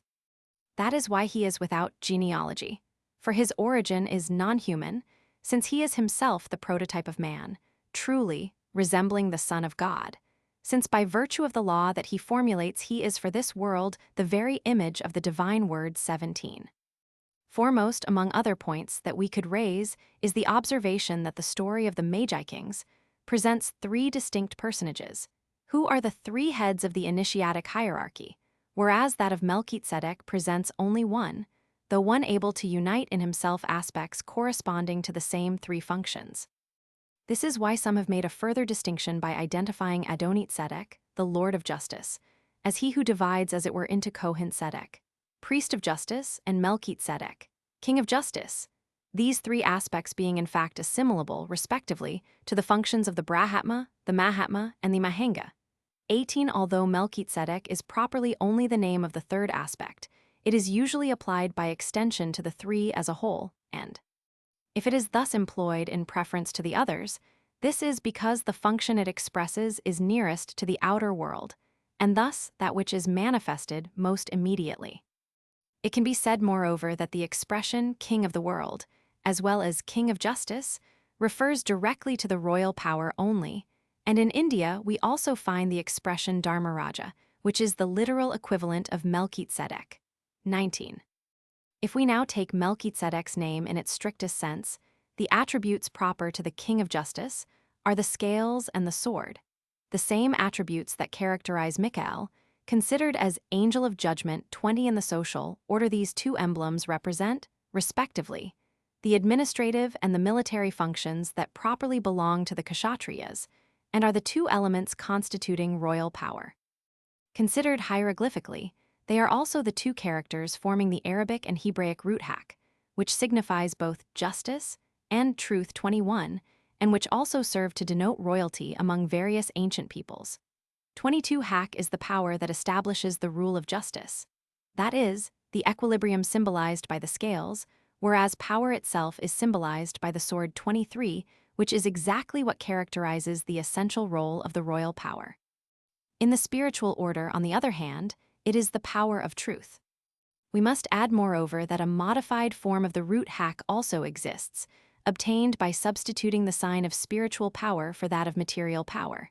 And since this form hak properly designates wisdom, in Hebrew hakma, it is more appropriate for sacerdotal authority, just as the other is for royal power.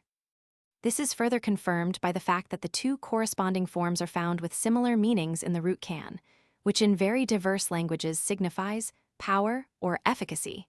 And also, knowledge 24 can being above all spiritual or intellectual power, identical with wisdom, whence Kohen, priest in Hebrew, whereas kan is the material power, from which are derived many words expressing the idea of possession.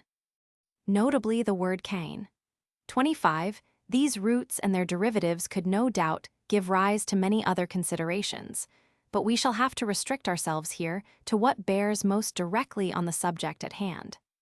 We may complete this line of thought by recalling that the Hebrew Kabbalah states that the Shekinah is represented in the inferior world by the last of the 10 Sephiroth, called Malkuth, meaning kingdom, a designation of particular interest from our present point of view. But even more interesting is the fact that among the synonyms sometimes given for Malkuth, we find Tzedek, or the just 26th, this convergence of Malkuth and Tzedek, or of royalty, the government of the world, and justice, is met with again precisely in the name Melchizedek. In this context, it represents the distributive and rightly balanced justice found in the middle column of the Sephirothic tree. It must be distinguished from the justice opposed to mercy, which is identified with rigor in the left-hand column. For these are two different aspects, which Hebrew distinguishes, respectively, by the words tzedekah and din. It is the first of these that denotes justice, in both the strictest and the most complete sense of the word, implying essentially the idea of balance or harmony and indissolubly linked with peace. Malkuth is the reservoir where the waters that flow from the river on high, that is to say, all the emanations, graces, or spiritual influences that are poured out so abundantly 27 reunite. This river on high and the waters that descend from it are strangely reminiscent of the role attributed to the celestial river Ganga in the Hindu tradition. And one could also say that Shakti, of which the Ganga is an aspect, is not without analogy to the Shekinah, were it only by reason of the providential function common to them both. The reservoir of the celestial waters is naturally identical with the spiritual center of our world, from which the 4 rivers of Pards make their way toward the 4 cardinal points. The Jews identify the spiritual center with Mount Zion, calling it the heart of the world, a designation that is in any case common to all holy lands, and that for them becomes somewhat equivalent to the Meru of the Hindus or the Alborg of the Persians. 28. The tabernacle of the holiness of Jehovah, the residence of the Shekinah, is the Holy of Holies, that is, the heart of the temple, which is itself the center of Zion, Jerusalem, just as holy Zion is the center of the land of Israel, and as the land of Israel is the center of the world.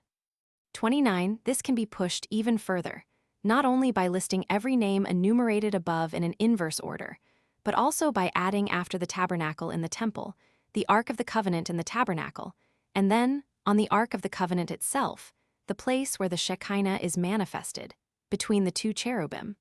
All this representing so many successive approximations to the spiritual pole. Dante depicts Jerusalem as the spiritual pole in precisely this way, as we have explained elsewhere. 30, but the moment we leave behind the strictly Judaic point of view, this pole becomes primarily symbolic and does not constitute a localization in the strict sense of the word. All the secondary spiritual centers, constituted with a view to adaptations of the primordial tradition to determined conditions, are, as we have already shown, images of the supreme center.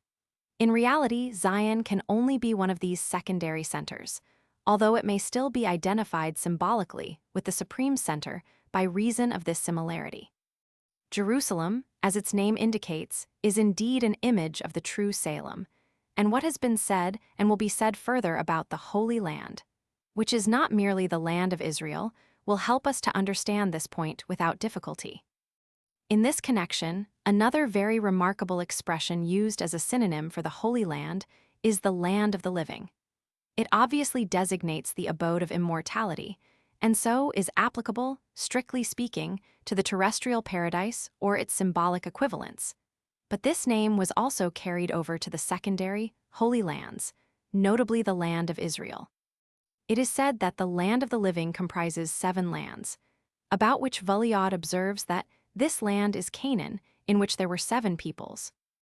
31. No doubt this is correct in the literal sense, but symbolically these 7 lands, as also those in the Islamic tradition, could equally well correspond to the 7 Dvipas which, according to Hindu tradition, have Meru as a common center, a point to which we shall return. There is also a striking resemblance, which can hardly be accidental, between the epics of the 7 Manus, counting from the beginning of this kalpa up to the present age, 32, and the former worlds, or the creations prior to our own, represented by the 7 kings of Edom. The number 7 in this context referring to the 7 days of Genesis. 1. Following the tradition of the Persians, there are 2 kinds of hauma. The white, which could be gathered only on the sacred mountain, which they called Alborj, and the yellow, which replaced the first when the ancestors of the Iranians had left their original dwelling place, but which subsequently was also lost. Here we have the successive phases of spiritual obscuration that occur gradually throughout the different ages of the human cycle. 2. Dionysos, or Bacchus, has many names, corresponding to as many different aspects. Under at least one of these aspects, tradition has it that he came from India. The account of his having been born from the thigh of Zeus rests on a most curious verbal assimilation.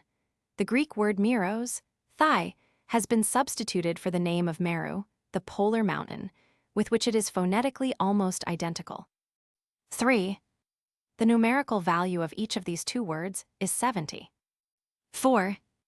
Melchizedek's sacrifice is usually regarded as a prefiguration of the Eucharist, and the Christian priesthood is identified with the very priesthood of Melchizedek according to the application to Christ of this verse from the Psalms. 2 es sacerdos in aeternum secundum ordinum Melchizedek 5. Heb. 5. 11. You are a priest forever after the order of Melchizedek. P.S. 110:4. 5. Heb. 5:11. 6. At that time, the name Abram had not yet been changed to Abraham. The name Sarai was changed at the same time to 14, 19, 20. Sarah Gen. 17, so that the sum of the numerical values remained the same. 7. Gen. 14, 19, 20. 8.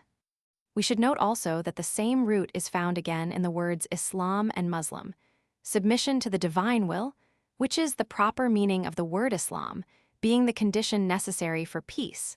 The idea expressed here is comparable to that of the Hindu Dharma. 9. Heb.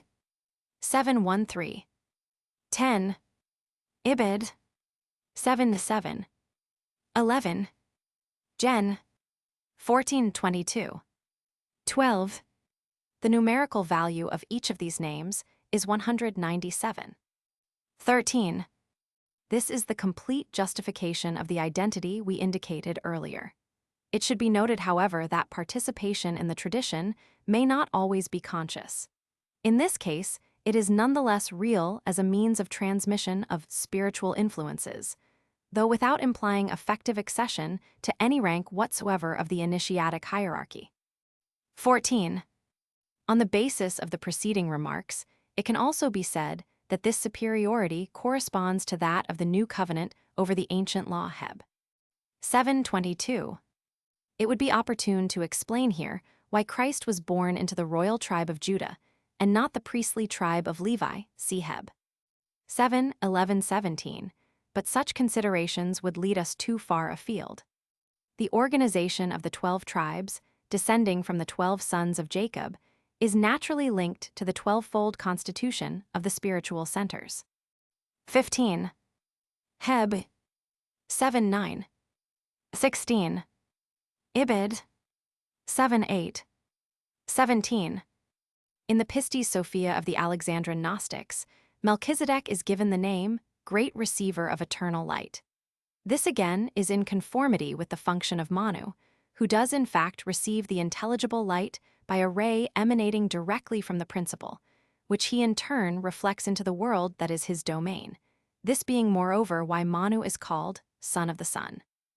18. There exist still other traditions concerning Melchizedek. According to one, at the age of 52, he was consecrated in the terrestrial paradise by the angel Michael. This symbolic number 52, moreover, plays an important role in the Hindu tradition, where it is considered the total number of meanings comprised in the Veda, and it is even said that as many different pronunciations of the monosyllable Om correspond to these meanings. 19. This name, or rather title, of Dharmaraja is applied, notably in the Mahabharata, to Yudhishthira. But it was so applied first of all to Yama, the judge of the dead, whose very close relationship with Manu was previously indicated. 20. In Christian iconography, the angel Michael is figured with these two attributes in the representations of the Last Judgment. 21. Likewise, among the ancient Egyptians, Ma or Mot was simultaneously justice and truth. She is seen figured on one of the pans of the scales of judgment, the other pan holding a vase, a hieroglyph for the heart. In Hebrew, Hak signifies decree, ps. 2:7. 22. The word Hak has the numerical value 108, which is one of the fundamental cyclical numbers. In India, the Shaivite rosary is composed of 108 beads, the rosary in its primary significance symbolizing the chain of the worlds. That is, the causal chain of the cycles or states of existence. 23. This significance could be summarized in the formula, might in the service of right, if modern usage had not degraded it to a wholly external meaning. 24. See the esoterism of Dante, chap. 7. 25. The word Khan, a title given to leaders by the peoples of Central Asia, is perhaps related to the same root. 26. Tzedek is also the name of the planet Jupiter, whose angel is called Tzadkil Melech. The similarity with the name Melchizedek, to which has been added only El, the divine name that forms the ending common to all angelic names, is here too evident to require emphasis. In India, the same planet is called Brihaspati, which is equally the celestial pontiff. Another synonym for Malkuth is Sabbath, whose sense of rest obviously refers to the idea of peace, all the more as this idea expresses, as we have seen above, the external aspect of the Shekinah herself, that aspect by which she communicates herself to the inferior world. 27. P. Valiad Lakabeljuiv, IP 509. 28. Among the Samaritans, it is the mountain Gerizim that plays the same role and receives the same names. It is the blessed mountain, the eternal hill, the mount of the heritage, the house of God, and the tabernacle of his angels, the dwelling place of the Shekinah. It is even identified with the primordial mountain, Har Kadam, where Eden was and which was not submerged by the waters of the deluge. 29. P. Valiad Lakabeljuiv, IP 509. 30. The esoterism of Dante, chap. 8. 31. Lakabeljuiv, II P 116. 32. A kalpa comprises 14 manvantaras. Vaivasvata, the present Manu, is the seventh of this kalpa, called Shrayasachveda Varahakalpa, or Era of the White Boar. Another curious thing to note is that the Jews call Rome Edom. Now, tradition also speaks of 7 kings of Rome, the second of these being Numa, who is considered the legislator of the city and bears a name that is not only the exact syllabic reversal of Manu, but that can also be related to the Greek nomos, law.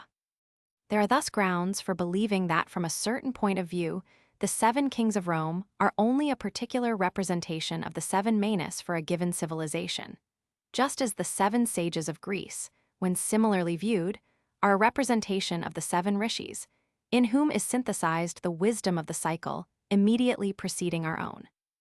7. Luz, abode of immortality. Traditions telling of a subterranean world are found among many peoples, and we do not intend to collect them all here, especially since some do not seem to have any direct relevance to our topic. It is worth noting in a general way, however, that the cult of the caverns is always more or less linked to the idea of an interior place, or a central place, and that in this connection the symbol of the cave and that of the heart closely converge. One on the other hand, in Central Asia, as in America and possibly elsewhere, there actually are caverns and underground sites where certain initiatic centers have been able to persist for centuries. But aside from these particular facts, from all that has been reported on this subject, it is not difficult to distill a certain symbolism. Indeed, we can even say that it is precisely considerations of a symbolic nature that have determined the choice of these subterranean locations for the establishment of initiatic centers, much more than any simple reasons of prudence. Perhaps Saint Yves may have been able to explain this symbolism, but he failed to do so, and this is what lends the appearance of fantasy to certain portions of his work too. As for Ossendowski, he was surely not capable of going beyond what he had been told and of seeing in it any but the most literal meaning. Among the traditions alluded to above is one of particular interest, which is found in Judaism and concerns a mysterious city called Luz. This name was originally that of the place where Jacob had his dream, and which he subsequently called Bethel, or House of God, for a point to which we shall return. It is said that the angel of death could not enter this city and wielded no power over it, and by a rather singular and very significant convergence, some locate it near Alborg, which is likewise the abode of immortality for the Persians. Near Luz there is purported to be an almond tree, also called Luz in Hebrew, at the base of which is a hollow through which one enters an underground passage. This passage leads to the city itself, which remains completely hidden. Moreover, in its various meanings, the word Luz appears to be derived from a root denoting everything that is hidden, covered, enveloped, silent, and secret. And it is interesting to note that words designating the heavens originally had the same meaning. We usually equate coelom Latin for heaven sky with the Greek koilon, or hollow, which may also have some connection with the cavern, especially since Varro indicates this relationship with the expression a cavocoelom. But we must also note that the oldest and most accurate form is judged to be coelom, which recalls very closely the verb kaler, to hide. In Sanskrit, moreover, varuna derives from the root var, to cover, which is also the meaning of the root kal, related in turn to the Latin celer, another form of kaler, and to its Greek synonym kaloptine. In the Greek aranos is only another form of the same noun, var easily changing to . These words thus signify that which covers 7, that which conceals 8, or that which is hidden, and this last has a double sense. Considered as what is hidden from the senses, it is the suprasensible realm, but during periods of darkness or obscuration it is the tradition, now no longer externally and openly manifested, the celestial world, thus becoming the subterranean world. There is yet another connection to be made with the heavens. Luz is called the blue city, and the color blue, which is that of the sapphire 9, is the celestial color. In India, it is said that the blue color of the atmosphere is produced by the reflection of light on the southern face of Meru, which looks out upon the Jambudvipa and is made of sapphire. This obviously refers to the same symbolism. Moreover, the Jambudvipa represents not only India in the usual sense, but in reality also the entire terrestrial world in its present state, and in fact this world can be regarded as situated entirely to the south of Meru, since the latter is identified with the North Pole, the 7 Dvipas, literally, islands or continents, emerge successively during the course of certain cyclical periods, so that each is the terrestrial world envisaged in the corresponding period. They form a lotus having Meru as the center, with respect to which they are oriented according to the 7 regions of space. One face of Meru is thus turned toward each of the 7 Dvipas, and if each of these faces is one of the colors of the rainbow 12, the synthesis of these will be the color white, which is universally attributed to the supreme spiritual authority 13, and which is the color of Meru considered in itself. We shall see that it is indeed called the White Mountain, whereas the other colors only represent its aspects in relation to the different Dvipas. It may seem that Meru occupies a different position during the period of manifestation of each Dvipa, But in reality, it is immovable because it is the center. And it is the orientation of the terrestrial world with respect to it that changes from one period to the next. Let us return to the Hebrew word luz, the many different meanings of which merit careful attention. In the ordinary sense, it means almond, as well as almond tree, designating by extension both the tree and its fruit, or kernel. Now, the kernel is what is innermost or most hidden, and it is completely enclosed, from which stems the idea of inviolability 14, which is also found in the name Agarttha. But luz is also the name given to an indestructible corporeal particle, symbolically represented as an extremely hard bone, to which the soul, after death, remains linked until the resurrection 15 as the kernel contains the germ, and as the bone contains the marrow. So this luz contains the virtual elements necessary for the restoration of the being. And this restoration will be effected under the influence of a celestial dew that will revivify the dry bones. St. Paul alludes to this in the clearest possible way when he says, "It is sown in dishonor, it is raised in glory." 16 here, as elsewhere, glory refers to the Shekinah, here envisaged in the superior world, and to which the celestial dew is closely related, as was noted earlier. Luz, being imperishable 17, is the kernel of immortality in the human being, just as the city that is designated by the same name is the abode of immortality. This is where the power of the angel of death stops in both cases. It is a sort of egg or embryo of the immortal. 18, it may also be compared with the chrysalis, from which the butterfly emerges. 19, a comparison, which exactly conveys its role with respect to the resurrection. The luz is said to be located toward the lower end of the spinal column. This might seem rather strange, but becomes clear when it is compared with what the Hindu tradition says about the power called Kundalini. 20, which is a form of Shakti considered as immanent in the human being. 21, this force is represented by the figure of a coiled snake in a region of the subtle body corresponding precisely to the base of the spinal column. This at least is the case in the ordinary man, but by means of practices such as those of Hatha Yoga, it is aroused, uncoils, and ascends through the wheels, chakras or lotuses, kamalas that correspond to the various plexuses, to reach finally the region corresponding to the third eye, that is, the frontal eye of Shiva. This stage represents the restoration of the primordial state, in which man recovers the sense of eternity, thereby attaining what we have elsewhere called virtual immortality. Up to this point, we are still in the human state. In a subsequent phase, the Kundalini finally reaches the crown of the head. 22, and this last phase relates to the effective conquest of the higher states of the being. What seems to follow from this comparison is that the location of the luz in the lower part of the organism refers only to the condition of fallen man. And for terrestrial humanity considered as a whole, the same could be said of the location of the supreme spiritual center in the subterranean world. 23. 1. The cave, or the grotto, represents the cavity of the heart considered as the center of the being, and also the interior of the world egg. 2.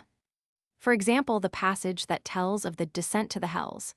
This may be compared with what was said on the same subject in the Esoterism of Dante. 3.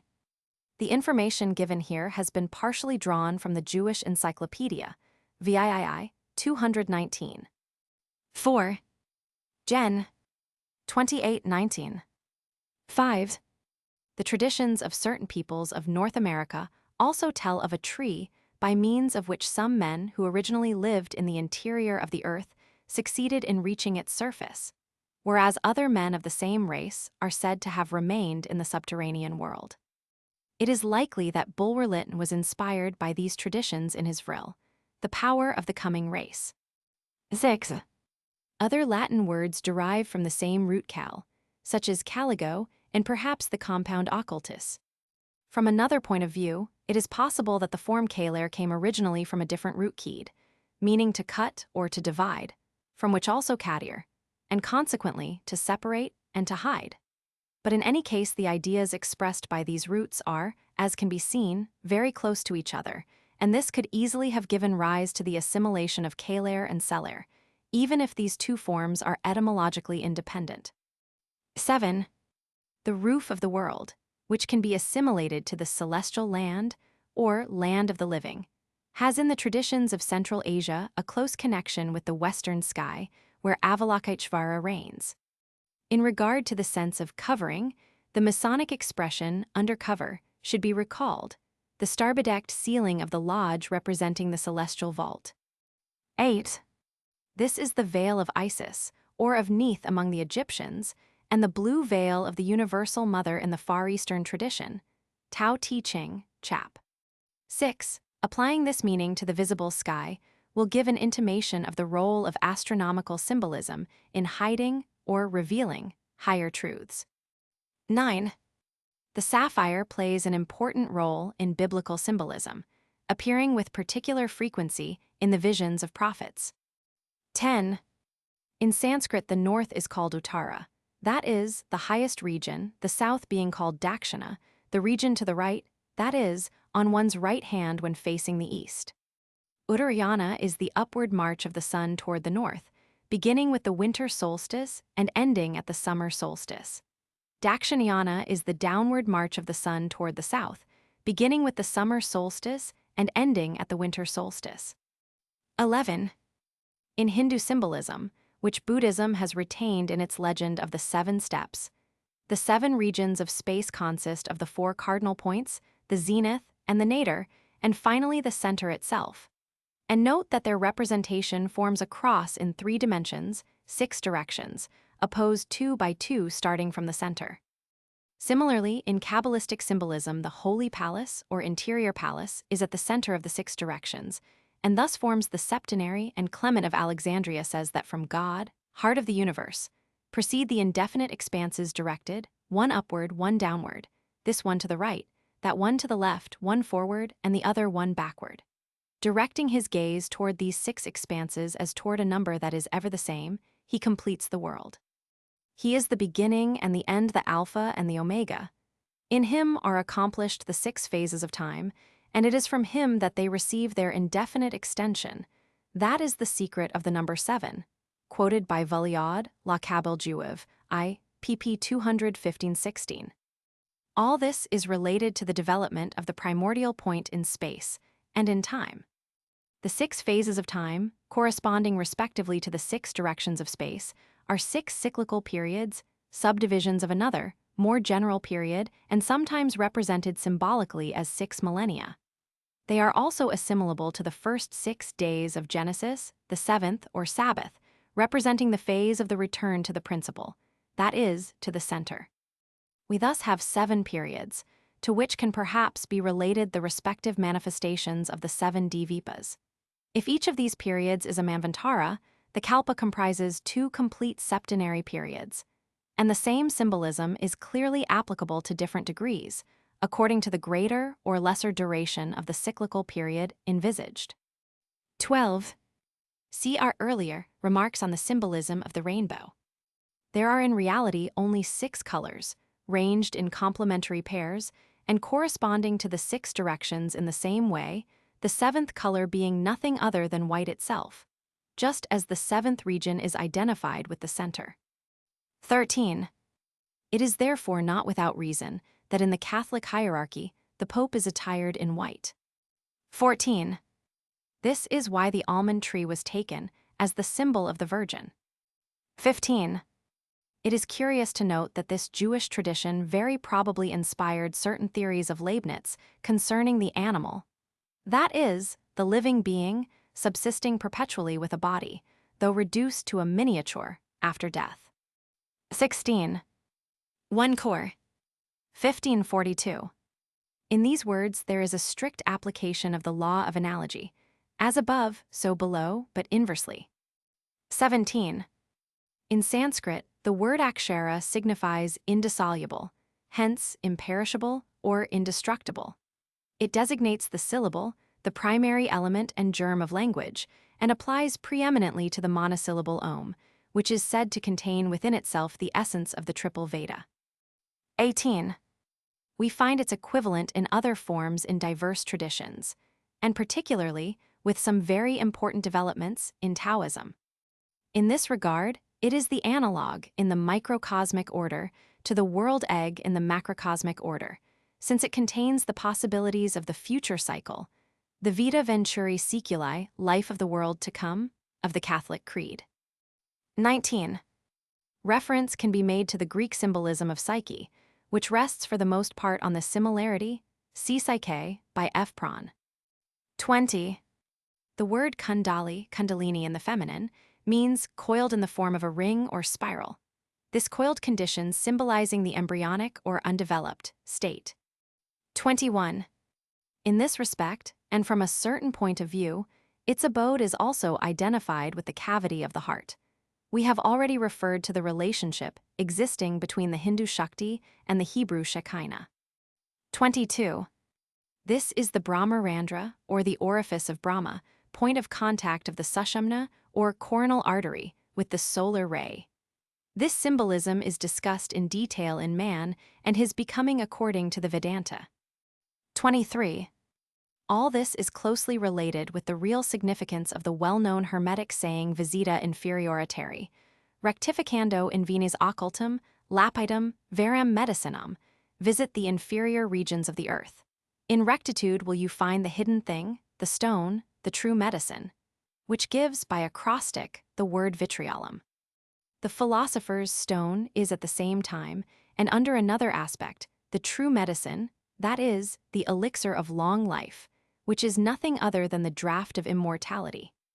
Interiora is sometimes written in place of inferiora, but this does not alter the general meaning, as there remains the same manifest allusion to the subterranean world. 8. The Supreme Center, concealed during the Kali Yuga. Agarttha, it is said, was not in fact always underground and will not always remain so.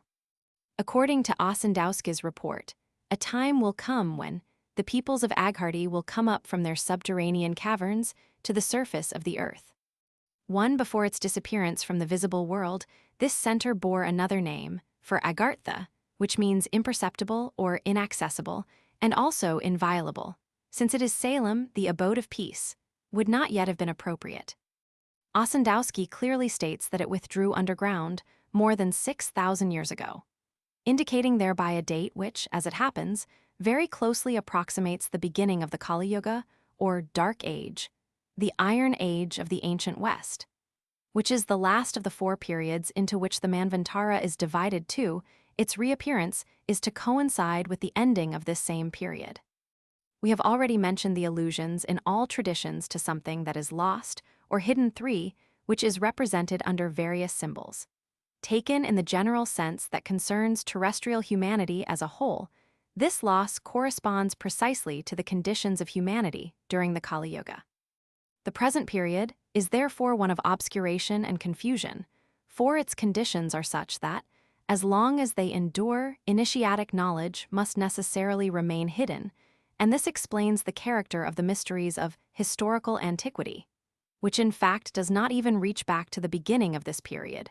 5. And the secret societies of all peoples. Such organizations transmit an effective initiation wherever a true traditional doctrine still subsists, but offer no more than its pale shadow when the spirit of this doctrine has ceased to vivify the symbols that are only its outward representation. This happens when for various reasons all conscious connection with the spiritual center of the world has finally been broken. This is the more particular meaning of the loss of tradition as concerns specific secondary centers, which consists in a rupture of effective relations with the Supreme Center.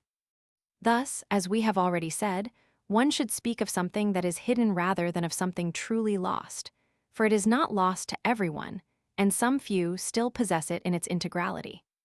And if such is the case, others always have the possibility of recovering it provided they search for it in the right way, which is to say that their intention must be directed, so that through the harmonic vibrations it awakens. According to the law of concordant actions and reactions, 6, they are enabled to establish an effective spiritual communication with this Supreme Center. 7, in all traditional forms.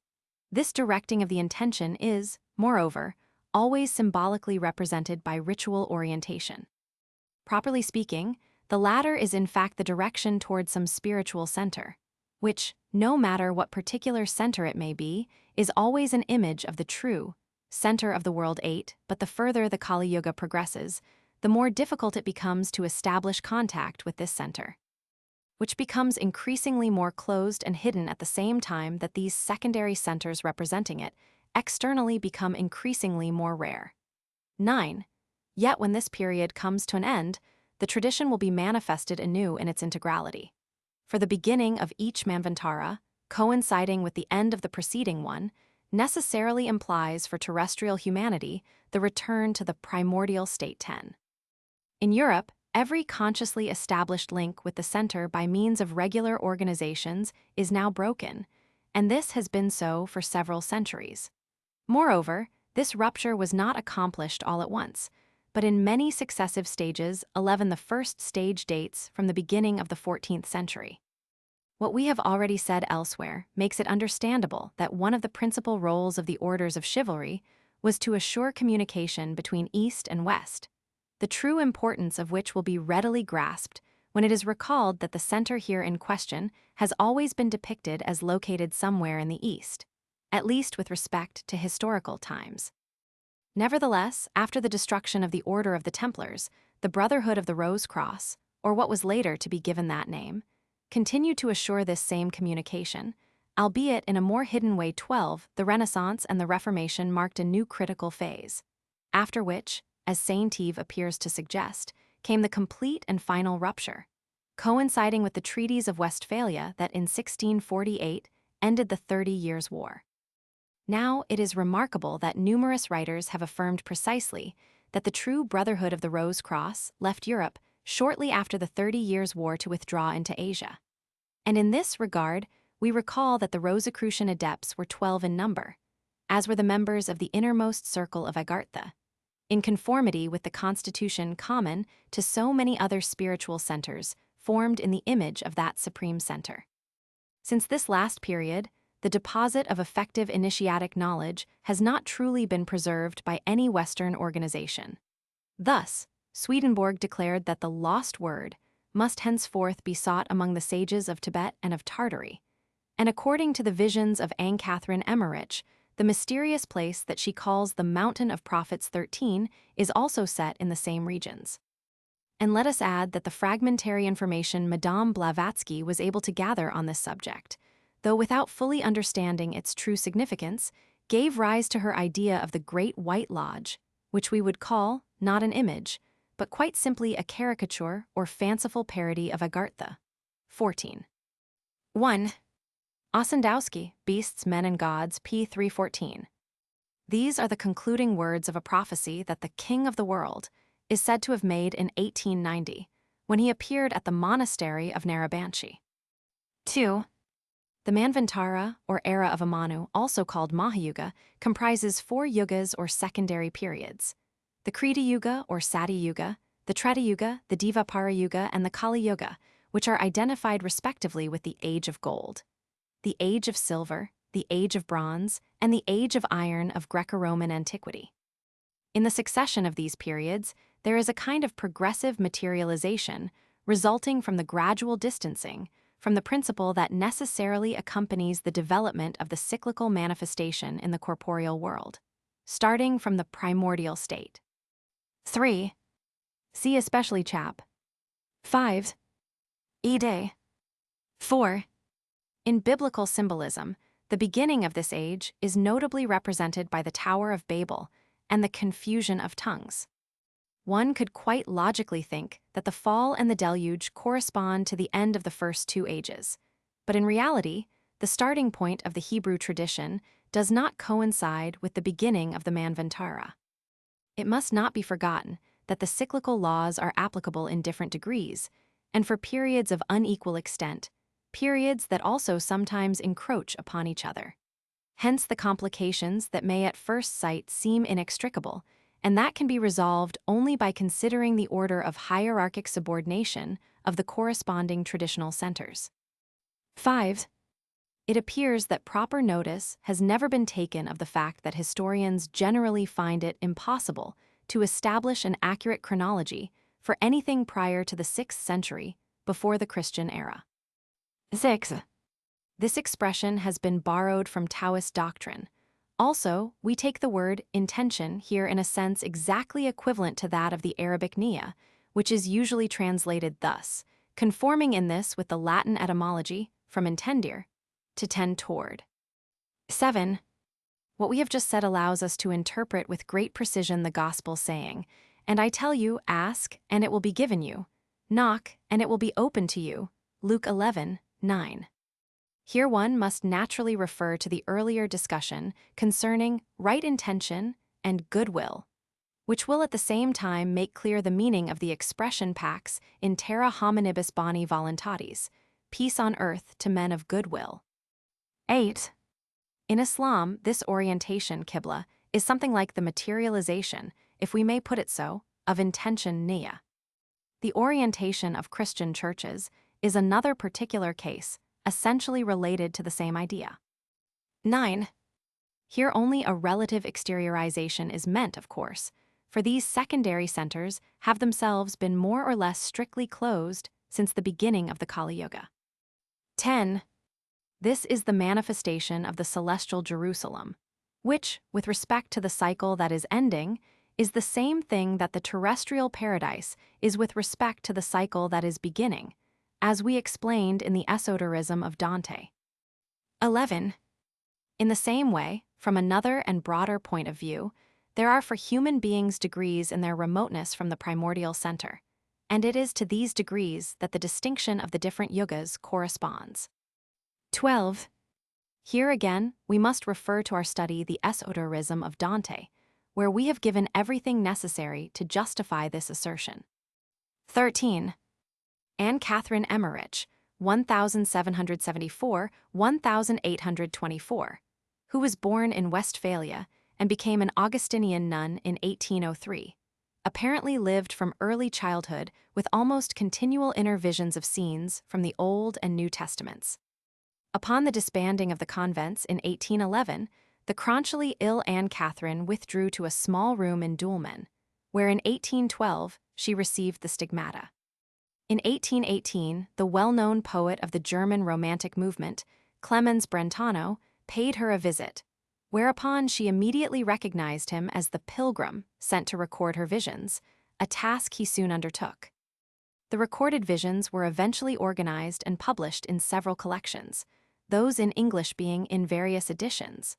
The 4-volume The Life of Christ and Biblical Revelations of Anne Catherine Emmerich, and 2 separate compilations, one focusing on the Virgin Mary, entitled The Life of the Blessed Virgin Mary, and the other treating in great detail the events surrounding the Passion, entitled The Dolorous Passion of Our Lord Jesus Christ.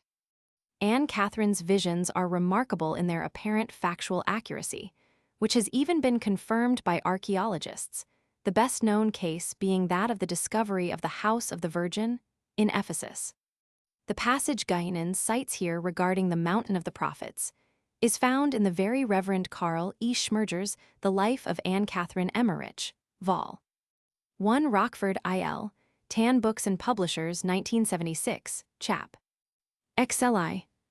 Of particular interest in the present context is Anne Catherine's observation in that chapter, regarding the top of this Mountain of the Prophets, that the whole country was like a beautiful green island up in the clouds. Ede. 14. Those who have followed the considerations set forth here will understand why we cannot possibly take seriously the many pseudo-initiatic organizations that have sprung up in the contemporary West, not one of which, if put to the test, and not even a very strict test at that, could furnish the least proof of regularity. 9. The Omphalos and Sacred Estiones. According to OSSENDOWSKIS report, the King of the World formerly appeared several times in India and in Siam, and blessed the people with a golden apple with the figure of a lamb above it. One in this detail takes on great importance when compared with what Saint Yves says of the cycle of the lamb, and the ram too from another point of view. It is even more remarkable that in Christian symbolism, there exist innumerable representations of the Lamb on a mountain, from which flow 4 rivers that are clearly identical with the 4 rivers of the terrestrial paradise. 3 now, we have said that Agarttha bore a different name prior to the onset of the Kali Yuga, and that this name was Paradesha, which in Sanskrit means supreme country, and which applies well to the spiritual center par excellence, also called the heart of the world. It is from this word that the Chaldeans formed Pards and the Westerners paradise.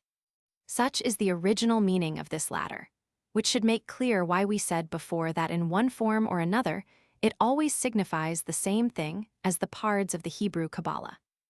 Moreover, referring back to what was said earlier concerning the symbolism of the pole, it is also easy to see that the mountain of the terrestrial paradise is identical with the polar mountain, which, under various names, exists in almost all traditions. We have already mentioned the Meru of the Hindus and the Alborz of the Persians, as well as Montsalvat of the Western legend of the Grail. There are also the mountain Kaf 4 of the Arabs and the Greek Olympus, which in many ways have the same significance. The region in question is always one that, like the terrestrial paradise, has become inaccessible to ordinary humanity, and lies beyond the reach of all cataclysms that rack the human world at the end of certain cyclical periods. This region is the veritable supreme country. Moreover, according to certain Vedic and Avestan texts, its location must originally have been polar, even in the literal sense of the word. And whatever its location may have been during the different phases of human history, it always remains polar in the symbolic sense, for it essentially represents the fixed axis around which the revolution of all things is accomplished. The mountain naturally represents the center of the world before the onset of the Kali Yuga, that is to say, when it existed openly as it were, and was not yet subterranean. It thus corresponded to what might be called its normal position, apart from the period of obscuration, the particular conditions of which imply a sort of reversal of the established order. It must also be added that apart from these considerations referring to cyclical laws, the symbols of the mountain and the cave each have their own race and derder, and are truly complementary. 5. Moreover, the cave may be envisaged as located in the interior of the mountain itself, or as immediately beneath it. There are still other symbols in ancient traditions that represent the center of the world. One of the most remarkable perhaps being the Omphalos 6, which is likewise found among nearly all peoples. In Greek the word means umbilicus or navel, but it also designates in a general way all that is central, and in particular the hub of a wheel. In Sanskrit the word nabhi has the same connotations, as do various words in the Celtic and Germanic languages derived from the same root, which is then found under the forms nab and nav7 in Welsh. On the other hand, the word nav or naf, which is obviously related to the forms just mentioned, carries the sense of chief and is sometimes even applied to God. And so it is indeed the idea of the central principle that is being expressed here. 8. The meaning, hub, has, besides, a very particular importance in this regard, because the wheel is everywhere a symbol of the world accomplishing its rotation around a fixed point, a symbol that must thus be compared to the swastika. But in the latter, the circumference representing manifestation is not depicted, so that it is the center itself that is expressly pointed to, the swastika then being not a representation of the world, but rather of the action of the principle in relation to the world. The symbol of the omphalos could be situated in a place that was simply the center of a determined region, the spiritual center of course, rather than the geographical one, although in certain cases the two might coincide. In cases where the latter held true, this was because, for the people who inhabited the region in question, the place concerned was truly the visible image of the center of the world. Just as the tradition proper to that people was only an adaptation of the primordial tradition, expressed in a form that best fitted its mentality and its conditions of existence. The omphalos that is best known is the one in the temple at Delphi, which was quite certainly the spiritual center of all ancient Greece. 9. And without dwelling on all the reasons that could justify the assertion, we will only note that it was at Delphi that the twice yearly council of the Amphictyons assembled. This council was composed of representatives from all the Hellenic peoples, and moreover formed the only effective link between these peoples, the strength of which link lay in its essentially traditional character. The physical representation of the omphalos was generally a sacred stone, commonly called a beetle, a word that seems to be none other than the Hebrew bethel, or house of God, the name given by Jacob to the place where the Lord appeared to him in a dream. Then Jacob awoke from his sleep and said, "Surely the Lord is in this place, and I did not know it." And he was afraid and said, "How awesome is this place! This is none other than the house of God, and this is the gate of heaven." So Jacob rose early in the morning, and he took the stone which he had put under his head, and set it up for a pillar, and poured oil on the top of it. He called the name of that place Bethel, but the name of the city was Luz at first. 10. We have explained the meaning of the word Luz above. Moreover, it is also said that Bethel, house of God, later became Bethlehem, house of bread, which is the city where Christ was born. 11. And the symbolic relationship existing between stone and bread is moreover most worthy of attention. 12. We should point out that the name Bethel applies not only to the place, but to the stone itself. And this stone, which I have set up as a pillar, shall be God's house. 13. So it is this stone that must be the true divine habitation, Mishkan, according to the designation given later to the tabernacle, that is, the seat of the Shekinah. All this is naturally connected to the subject of the spiritual influences, Barakath. And when we speak of the cult of stones that was common to so many ancient peoples, it must be understood that this cult was not addressed to the stones themselves, but to the divinity whose dwelling place they were. The stone representing the omphalos could take the form of a pillar like the stone of Jacob, and it is quite probable that among the Celtic peoples certain menhirs had the same significance. And the oracles were uttered close by these stones, as at Delphi, which is easily explained by the fact that they were considered to be the dwelling place of the divinity, the house of God being moreover quite naturally identified with the center of the world.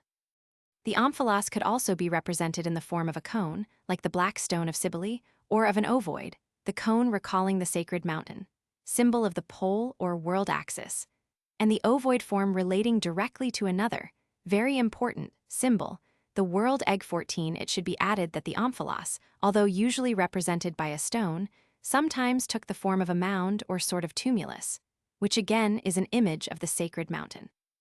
Thus, in China, for example, a mound in the shape of a quadrangular pyramid, and formed from the earth of the 5 regions, was formerly raised in the center of every kingdom or feudal state. The 4 faces corresponded to the 4 cardinal points, and its summit to the center itself, 15 strangely enough. These 5 regions are also to be found in Ireland, where the standing stone of the chieftain was raised in a similar way at the center of each domain. 16. Among Celtic nations, it is in fact Ireland that furnishes the most information relative to the omphalos. The country was formerly divided into 5 kingdoms, of which one bore the name Mede, still extant in its anglicized form, Meath, from the ancient Celtic word median, middle, identical with the Latin medius. 17. The kingdom of Mede, which had been formed of portions of land appropriated from the other 4 kingdoms, became the rightful appanage of Ireland's supreme king, to whom the other kings were subordinate. 18. At Ushnog, situated almost exactly at the center of the country, there stood a gigantic stone called the navel of the earth, also called the stone of the portions, Eil Namiran, because it marked the place where the dividing boundaries of the 4 original kingdoms converged within the kingdom of Mede. On the 1st day of May each year, a general assembly was held there, very like the annual reunion of the Druids, at their central consecrated place, Mediolannon or Medionemeton, in Gaul, in the land of the Carnutes, the similarity here with the assembly of the Amphictyons at Delphi being evident. This division of Ireland into 4 kingdoms, together with the central region where its supreme ruler resided, is linked to very ancient traditions. It was indeed for this reason that Ireland was called the Isle of the 4 Masters. 19, but this name, as well as that of Green Isle, Erin, had previously been applied to another, far more northerly land called Agarttha, or rather Thule, now unknown and perhaps vanished, but once one of the principal spiritual centers, if not even the supreme one during a certain period. The memory of this Isle of 4 Masters is also found as far away as China, although this seems never to have been noticed before, as witnessed by this Taoist text. The Emperor Yao took a great deal of trouble and sincerely believed he had reigned in an ideal way. However, after his visit to the 4 Masters on the distant island of Kushi, inhabited by true men, Chen Zhen, that is to say those who have been reintegrated into the primordial state. He realized that he had spoilt everything. The ideal, he discovered, consists of the indifference, or rather the detachment in activity that is non-action, of the superior man, 20, who allows the cosmic wheel to turn. 21. From another point of view, the four masters are identified with the four Maharajas, or great kings, who in the Indian and Tibetan traditions preside over the four cardinal points, corresponding at the same time to the elements 22, while the Supreme Master, the fifth, who resides at the center on the sacred mountain, represents the ether, akasha, the quintessence or quinta essentia of the Hermeticists, which is the primordial element from which the other four proceed. 23 and analogous traditions are also to be found in Central America. 1. Ossendowski, Beasts, Men and Gods, p. 310. 2. It is worth reminding the reader of references made elsewhere to the connection between the Vedic Agni and the symbolism of the lamb. The Esoterism of Dante, chap. 8, and Man and His Becoming According to the Vedanta, chap. 3, in India the ram representing the vehicle of Agni. Furthermore, as Ossendowski repeatedly points out, the cult of Rama still exists in Mongolia, so that there is something other than Buddhism there, contrary to what most of the Orientalists claim. From another source, we have heard of memories of the cycle of Ram that still linger in Cambodia to this day, a piece of information so extraordinary that we have preferred not to rely upon it, and that we mention only for the record. 3. Note also the representations of the lamb on the Book of Seven Seals mentioned in the Apocalypse. Tibetan Lamaism also possesses 7 mysterious seals, a coincidence that we do not think can be purely accidental. 4. It is said that the mountain calf cannot be reached either by land or by sea. La Bilbar wa la Bilbialetter 1E25R. Compare what was said earlier of Montsalvat, and among its other names is Mountain of the Saints, Jabal al-Aliya, which can be related to the Mountain of the Prophets of Ang Catherine Emmerich. 5. This complementarism is that of 2 triangles placed inversely one upon the other, in this way forming the Seal of Solomon. It is also comparable to that of the spear and of the cup mentioned earlier, and to many other equivalent symbols. 6. In a work entitled Omphalos, Ein philologisch, archäologisch, volkskunstliche Abhandlung über die Vorstellungen der Griechen und anderer Völker vom Nabel der Erde. Leipzig. B. G. Tubner, 1913. W. H. Roscher has assembled a considerable number of documents establishing this fact for the most diverse peoples. But he is in error when he claims that this symbol is linked to the conceptions of peoples concerning the shape of the earth, for he imagined it to be a question of a belief in a center on the surface of the earth in the most grossly literal sense, an opinion that implies a complete misunderstanding of the profound meaning of the symbolism. In what follows, we shall make use of certain particulars found in a study by J. Loth entitled L'Omphalos chez les Celtes, published in La Revue des Études Anciennes, July, September 1915. 7. In German Nabe, Hub and Nabel, navel. Similarly, in English, knave and navel, this last word having also the general meaning of center or middle. The Greek omphalos and the Latin umbilicus derive, moreover, from a simple modification of the same root. 8. In the Rig Veda, Agni is called the navel of the universe, which comes back to the same idea. The swastika is often, as we have already said, a symbol of Agni. 9. There were other spiritual centers in Greece, but they were more particularly reserved for initiation into the mysteries, such centers as Eleusis and Samothrace, whereas Delphi had a social role concerned directly with the entirety of the Hellenic collectivity. 10. Gen. 28, 16-19. 11. The phonetic similarity between Bethlehem and the form Bethelohim, which also figures in the text of Genesis, should also be noted. 12. And the tempter came and said to him, If you are the Son of God, command these stones to become loaves of bread. Matt. 4:3 cf. Luke 4:3. These words have a mysterious meaning connected with the following. Christ was indeed to accomplish such a transformation, but spiritually, not materially, as the tempter demanded. Now the spiritual order is analogous to the material order, but inversely, and the mark of the demon is to take everything backwards. It is Christ himself who, as a manifestation of the word, is the living bread descended from heaven, whence his response, "Man shall not live by bread alone, but by every word that proceeds from the mouth of God." In the new covenant, the bread was to be substituted for the stone as the house of God. And what is more, this is why the oracles have ceased.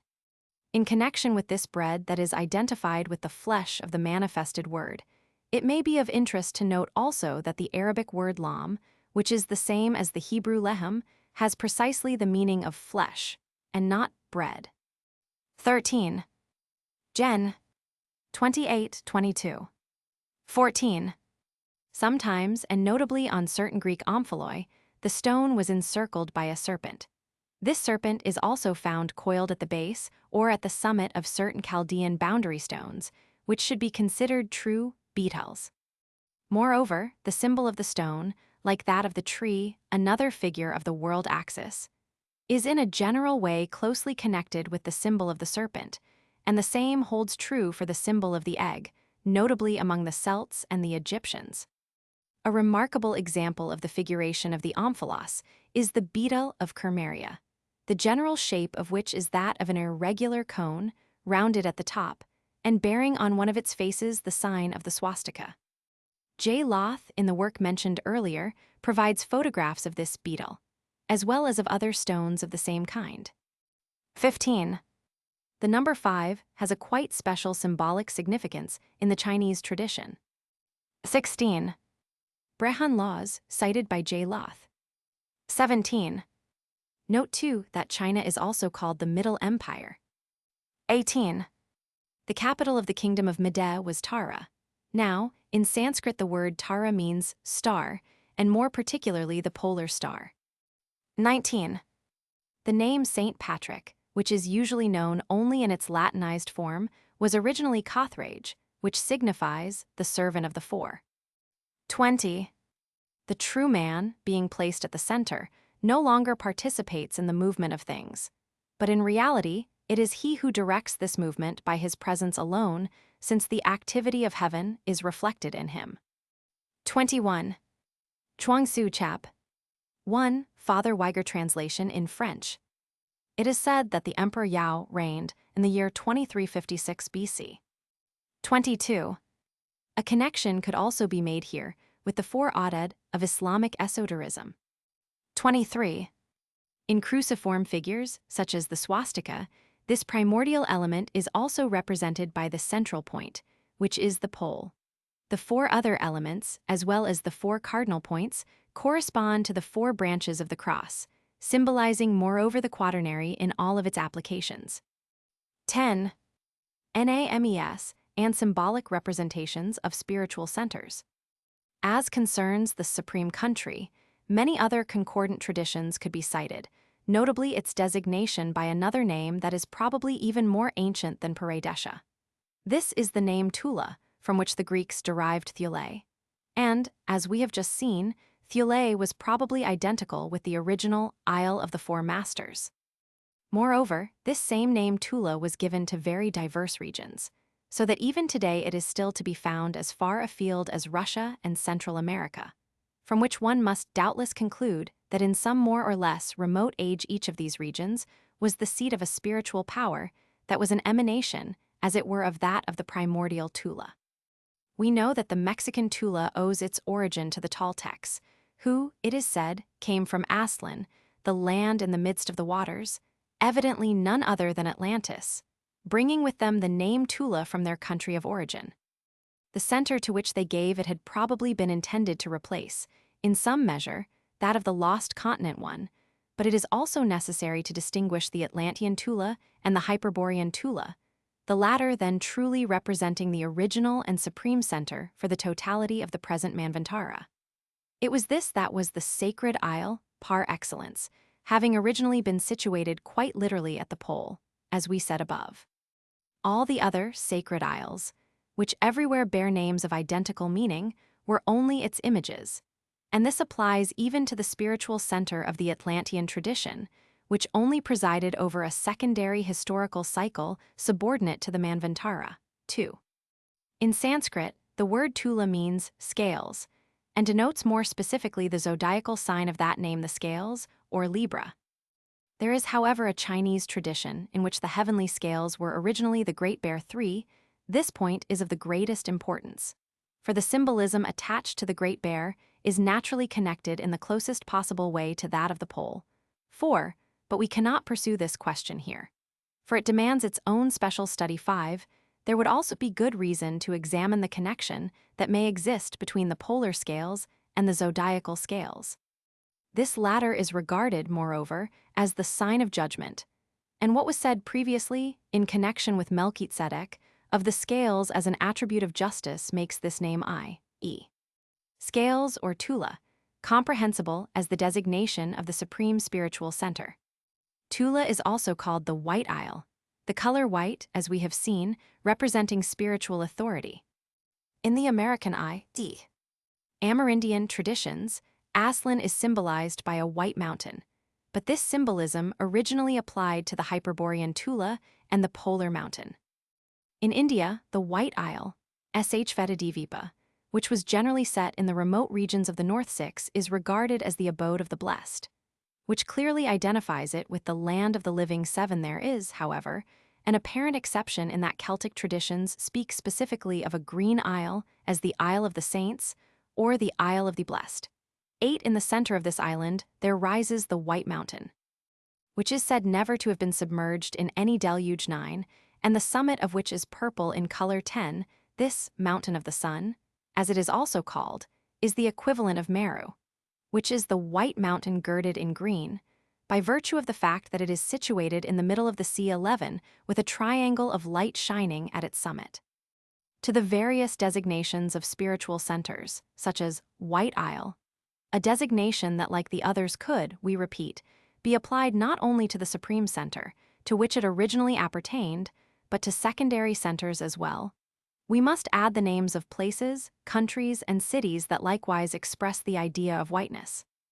These are numerous enough, from Albion and Albania to Alba Longa, the mother city of Rome. 12, and other ancient cities that may have borne the same name. Among the Greeks, the name of the city of Argos has the same signification. 13. The reason for these facts will be made clear in what follows. Something remains to be said about the representation of a spiritual center as an island, one enclosing a sacred mountain, moreover, because, while such a location could actually have existed, although not all holy lands were islands, it must have a symbolic meaning as well. Historical facts themselves, and especially those of sacred history, in fact translate in their own way truths of a superior order by reason of the law of correspondence that is the very foundation of symbolism, and that unites all the worlds in total and universal harmony. The idea evoked by the representation in question is essentially the stability that is also precisely what characterizes the pole. The island remains immovable amid the ceaseless tossing of the waves, which represents the agitations of the external world, and one must have crossed the sea of passions in order to reach the Mount of Salvation, the sanctuary of peace. 14. 1. The ideographic sign of Aslan or of Tula was the white heron. The heron and the stork play the same role in the West as does the ibis in the East, all three birds figuring among the emblems of Christ. Among the Egyptians, the ibis was one of the symbols of Thoth, that is, of wisdom. 2. A major difficulty in determining precisely the meeting point of the Atlantean and the Hyperborean traditions results from various name substitutions, which have given rise to multiple confusions. But in spite of everything, the question is perhaps not entirely insoluble. 3. The Great Bear is even said to have been called the Scales of Jade, jade being a symbol of perfection. Among other peoples, the Great Bear and the Little Bear have been assimilated to the two pans of a scale. This symbolic scale is not without connection with one referred to in the Seifra de Tziniatha, the Book of Mysteries, a section of the Zohar. The latter is suspended in a place that is not, that is, in the non-manifested, which for our world is represented by the polar point. One can say, moreover, that it is on the pole that the equilibrium of the world effectively rests. In his book Kabbalah, Various Editions, Gershom Scholem transliterates the title as Sifra de letter 1E93 Niutia, which he translates as the Book of Concealment, and which SLM Mathers translates as the Book of the Concealed Mystery. For Guénon s, suspended in a place that is not, Mathers has this equilibrium hangeth in that region which is negatively existent in the ancient one. C. S. L. MacGregor Mathers, The Kabbalah Unveiled, New York. Samuel Weiser, 1974, p. 44. See also Guénon's article, The Cipher de Tiziniatha, in his Traditional Forms and Cosmic Cycles, pt. 3. ed. 4. In India, the Great Bear is the Saptariksha, that is, the symbolic dwelling of the 7 rishis. This naturally conforms with the Hyperborean tradition, whereas in the Atlantean tradition the Pleiades, also formed of 7 stars, replace the Great Bear in this role. It is known, moreover, that for the Greeks the Pleiades were the daughters of Atlas, and, as such, were also called Atlantides. 5. In connection with what was said earlier concerning the phonetic similarity of Meru and Meroz, it is also curious to note that among the ancient Egyptians the Great Bear was called the constellation of the Thigh. 6. Sh Vedadvipa is one of the 18 subdivisions of the Jambudvipa. 7. This also brings to mind the Isles of the Blessed of Western antiquity, but these islands were located in the west, the Garden of the Hesperides, Hesper in Greek, Vesper in Latin, signifying the evening, that is, the west, which indicates a tradition of Atlantean origin, and which from another point of view reminds us of the western sky of the Tibetan tradition. 8. The name Isle of the Saints, as well as Green Isle, was later applied to Ireland and even to England. Note also that the name of the island of Heligoland has the same meaning. 9. Similar traditions concerning the terrestrial paradise have already been pointed out. In Islamic esoterism, the Green Isle, Al-Jazira al-Qadra, and the White Mountain, Al-Jabal al-Abiyad, are also well known, although very little is said about them to outsiders. 10. We have to do here with the 3 hermetic colors, green, white, and red, of which we spoke in the esoterism of Dante. 11. It is sometimes also a matter of a girdle of rainbow colors, which can be compared with the sash of Iris. Saint Yves alludes to it in his Mission de Elend, and the same thing is found in the visions of Anne Catherine Emmerich. The reader may wish to refer to what was said above on the symbolism of the rainbow, as well as that of the 7 Dvipas. 12. The Latin albus, white, can moreover be related to the Hebrew Laban, which has the same meaning, and whose feminine form Lebana serves to designate the moon. In Latin, luna can mean both white and luminous, these 2 ideas moreover being connected. 13. Between the adjective Argus, white, and the name of the city, there is only a simple difference of accentuation, the name of the city being neuter in gender, whereas Argus is the same word in masculine form. This calls to mind the ship Argo, which moreover was said to have been constructed by Argus, and the mast of which was made of an oak from the forest of Dodona. In this case, the word may also signify swift, this being considered an attribute of light and especially of lightning, although the primary meaning is whiteness and hence luminosity. Silver argent, which is the white metal and corresponds astrologically to the moon, derives from the same word, the Latin argentum and the Greek argyros obviously having an identical root. 14. The yogi, having crossed over the sea of passions, is united with tranquility and possesses the self in its fullness, says Shankaracharya, Atmabodha. Here the passions are taken to mean all the contingent and transitory modifications that constitute the current of forms. It is the domain of the lower waters, according to the symbolism common to all traditions, which is why the conquest of the Great Peace is often represented as a voyage, this being one of the reasons why in Catholic symbolism the Church is represented by a bark. It is also sometimes represented by a war, and the Bhagavad Gita may be interpreted in just this way, as could also the theory of the holy war, jihad, according to Islamic doctrine. Let us add that, walking on the waters, symbolizes domination over the world of forms and change, Vishnu being called Narayana, he who walks on the waters. A connection with the Gospels, where precisely this walking on the waters is reported of Christ, is inevitable here. 11. Location of spiritual centers. In the preceding, we have almost entirely left aside the question of the actual location of the Supreme Center, an extremely complex question that is in any case quite secondary from our chosen point of view. There seems good reason to envisage a number of successive locations corresponding to different cycles which are themselves subdivisions of another, more extensive, cycle called the Manvantara. Moreover, if we were to consider the latter in its totality by placing ourselves outside of time as it were, there would be a hierarchical order to consider among these locations, corresponding to the constitution of traditional forms that are themselves really no more than adaptations of the principal and primordial tradition dominating the entire Manvantara.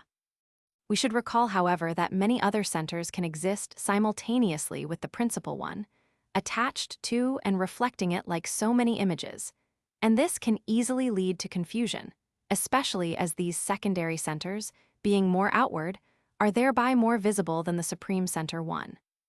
In reference to this last point, we have already taken particular note of the similarity between Lhasa, the center of Lamaism, and Agarttha. We will now add that even in the West there are at least two cities, Rome and Jerusalem, whose topographical circumstances present peculiarities suggesting a comparable race and darder.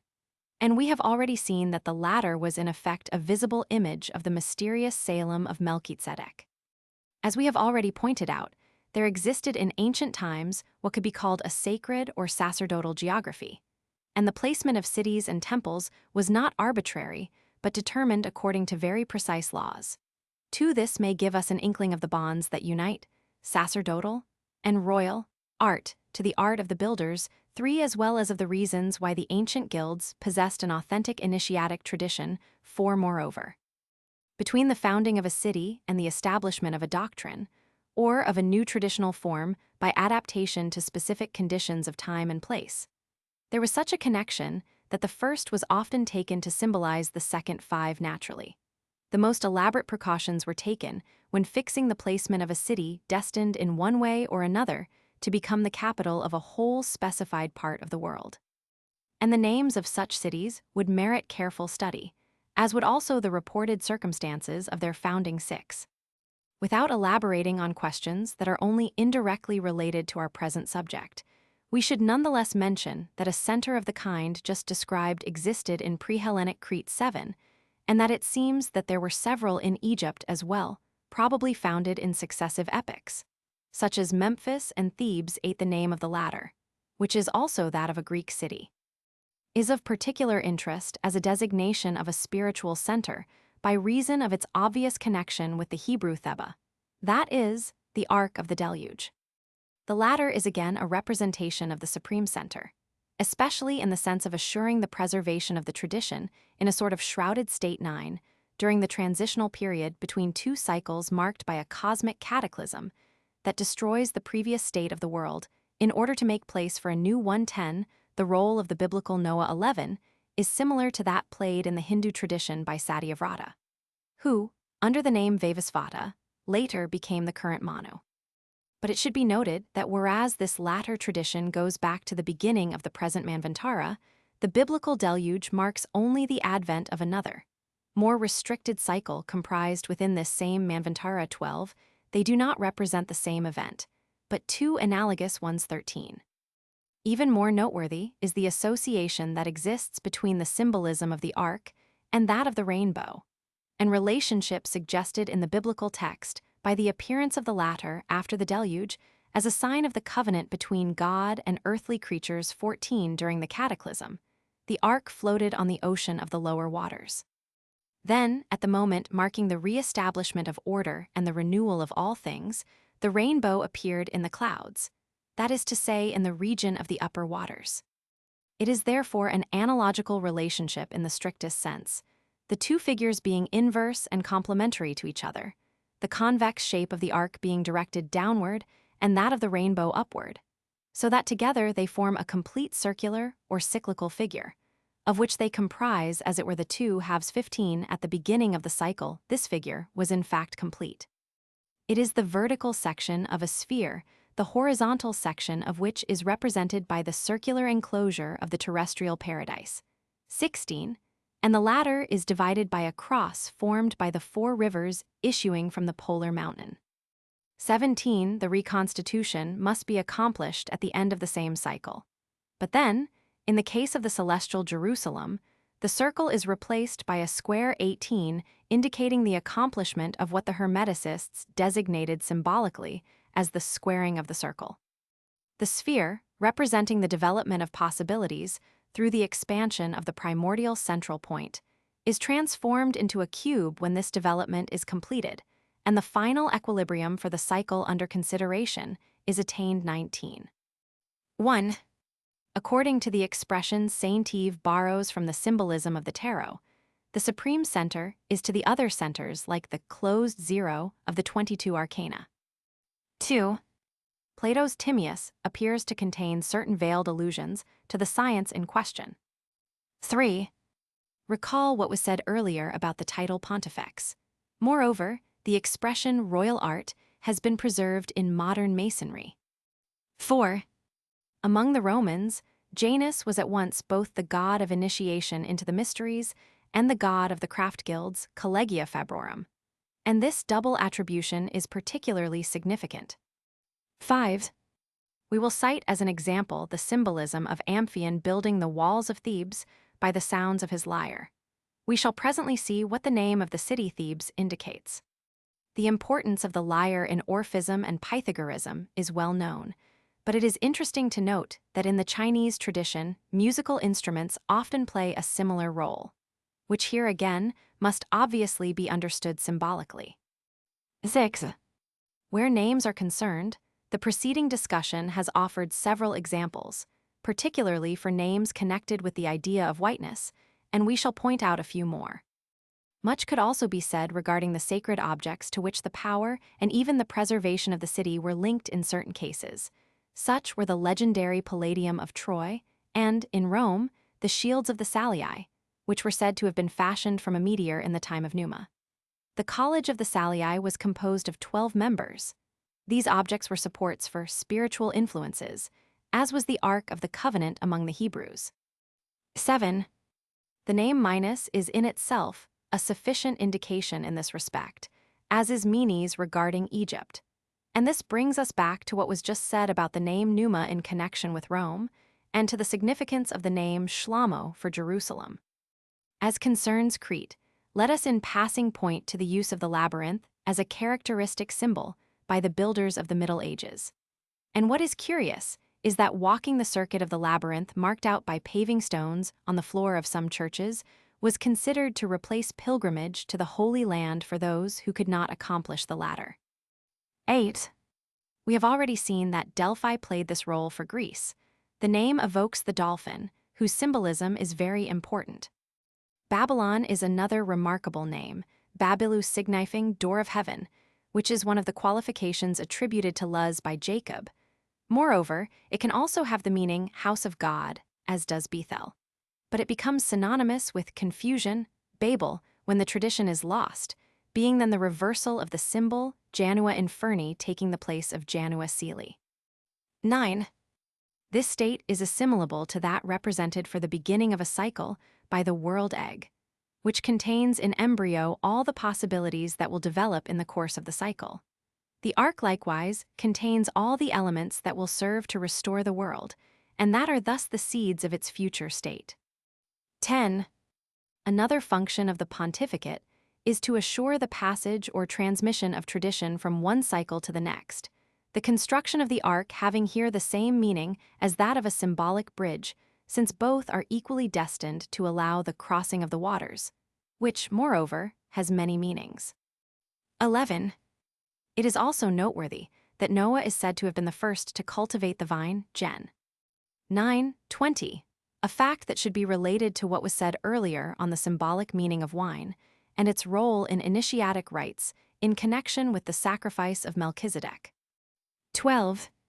one of the historical meanings of the biblical deluge, can be related to the cataclysm in which Atlantis disappeared. 13. The same remark naturally applies to all the Diluvian traditions to be met with among a very great number of peoples, some of which concern still more particular cycles, as is especially the case among the Greeks with the floods of Deucalion and Ogyges. 14. Gen. 9, 12, 17. 15. These two halves correspond to those of the world egg, as do the upper waters and the lower waters themselves. During the period of disorder, the upper half became invisible, and it was in the lower half that what Faber-Dolivet calls the accumulation of species took place. Furthermore, the two complementary figures which we are discussing can, from a certain point of view, be compared to two lunar crescents turned inversely toward each other, one being as it were the reflection and symmetrical counterpart of the other with respect to the line separating the waters, which refers to the symbolism of Janus, one of whose emblems, moreover, is the ship.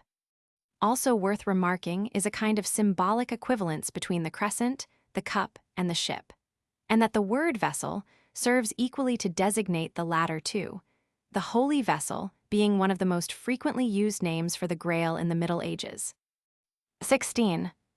This sphere is again the world egg, the terrestrial paradise being situated in the plane that separates it into its upper and lower halves, that is, at the limit between heaven and earth. 17. According to the Kabbalists, the four letters that form the word pards correspond to these four rivers. Elsewhere, we have pointed out their analogical correspondence to the four rivers of hell. The esoterism of Dante, chap. 8. 18. This corresponds to the replacement of plant symbolism by mineral symbolism, the significance of which has been pointed out elsewhere. The esoterism of Dante, chap. 8. The 12 gates of the celestial Jerusalem naturally correspond to the 12 signs of the zodiac, as well as to the 12 tribes of Israel. It is therefore a question of a transformation of the zodiacal circle following the arresting of the world's rotation and its fixation in a final state. That is, the restoration of the primordial state once the successive manifestation of the possibilities this latter contains will have been completed. The tree of life, which was at the center of the terrestrial paradise, is likewise at the center of the celestial Jerusalem, where it bears 12 fruits. And these latter are not without a certain relation to the 12 Aditya's, just as the tree of life itself has to Aditi, the unique and indivisible essence whence they are sprung. 19. One could say that here the sphere and the cube correspond respectively to the dynamic and the static points of view, the 6 faces of the cube being oriented along the 3 dimensions of space, as are the 6 arms of the cross projecting from the center of the sphere. Where the cube is concerned, it is easy to draw a parallel with the Masonic symbol of the cubic stone, which likewise has to do with the notion of completion and perfection, that is, with the realization of the plenitude of possibilities implied in a certain state. 12. Some conclusions.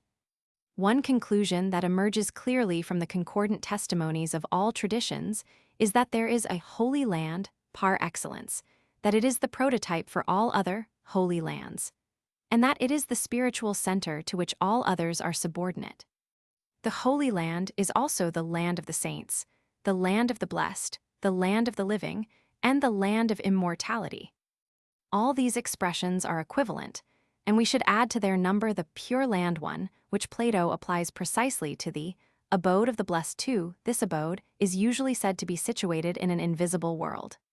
But this can only be understood if we do not forget that the same applies to the spiritual hierarchies of which all traditions speak, and which in fact represent degrees of initiation 3. In the present period of our terrestrial cycle, that is, during the Kali Yuga, this Holy Land, defended by guardians who keep it hidden from profane view while nevertheless assuring certain exterior relations, is in fact invisible and inaccessible, though only to those who do not possess the necessary qualifications to enter it. Should its location in a definite place then be taken literally, or only symbolically, or as both at the same time? To this we will answer only that, for us, geographical facts as well as historical facts possess, as do all facts, a symbolic import, which obviously takes nothing away from the reality proper to them as such, but rather confers upon them a higher significance in addition to this immediate reality. 4. We do not claim that we have said all there is to say on the present subject, far from it in fact, for the relationships we have established could assuredly suggest many others. But in spite of everything, this study has certainly gone further than any preceding it, and some will perhaps be tempted to reproach us for that.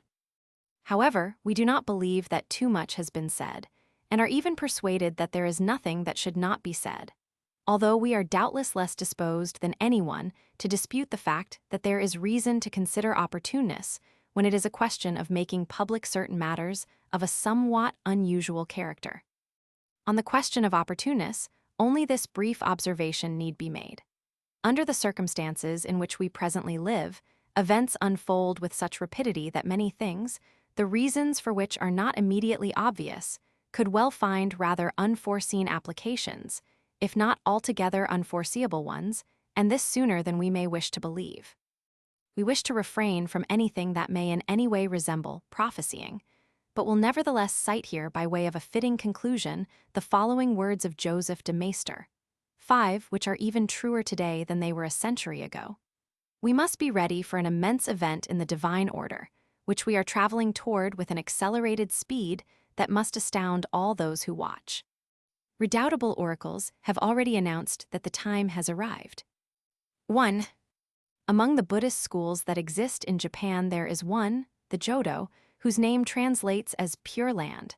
Recalling the Islamic appellation of the Brothers of Purity, Ikhwan al-letter 1e63fa Macron. Not to mention the Cathars of the Western Middle Ages, whose name signifies pure. It is probable, moreover, that the word Sufi, designating Muslim initiates, or, more precisely, those who have reached the final goal of initiation, like the yogis in the Hindu tradition, has exactly the same meaning. In fact, popular etymology, which has it derived from suf, wool, of which the clothing worn by the Sufis was supposed to be made, is much less satisfactory, and the derivation from the Greek sophos, sage, while seemingly more acceptable, has the drawback of appealing to a term foreign to the Arabic tongue, so that it seems preferable to accept the interpretation that derives Sufi from letter 1e63, a fa Macron, purity. 2. A symbolic description of this pure land can be found toward the end of Plato's Phaedo.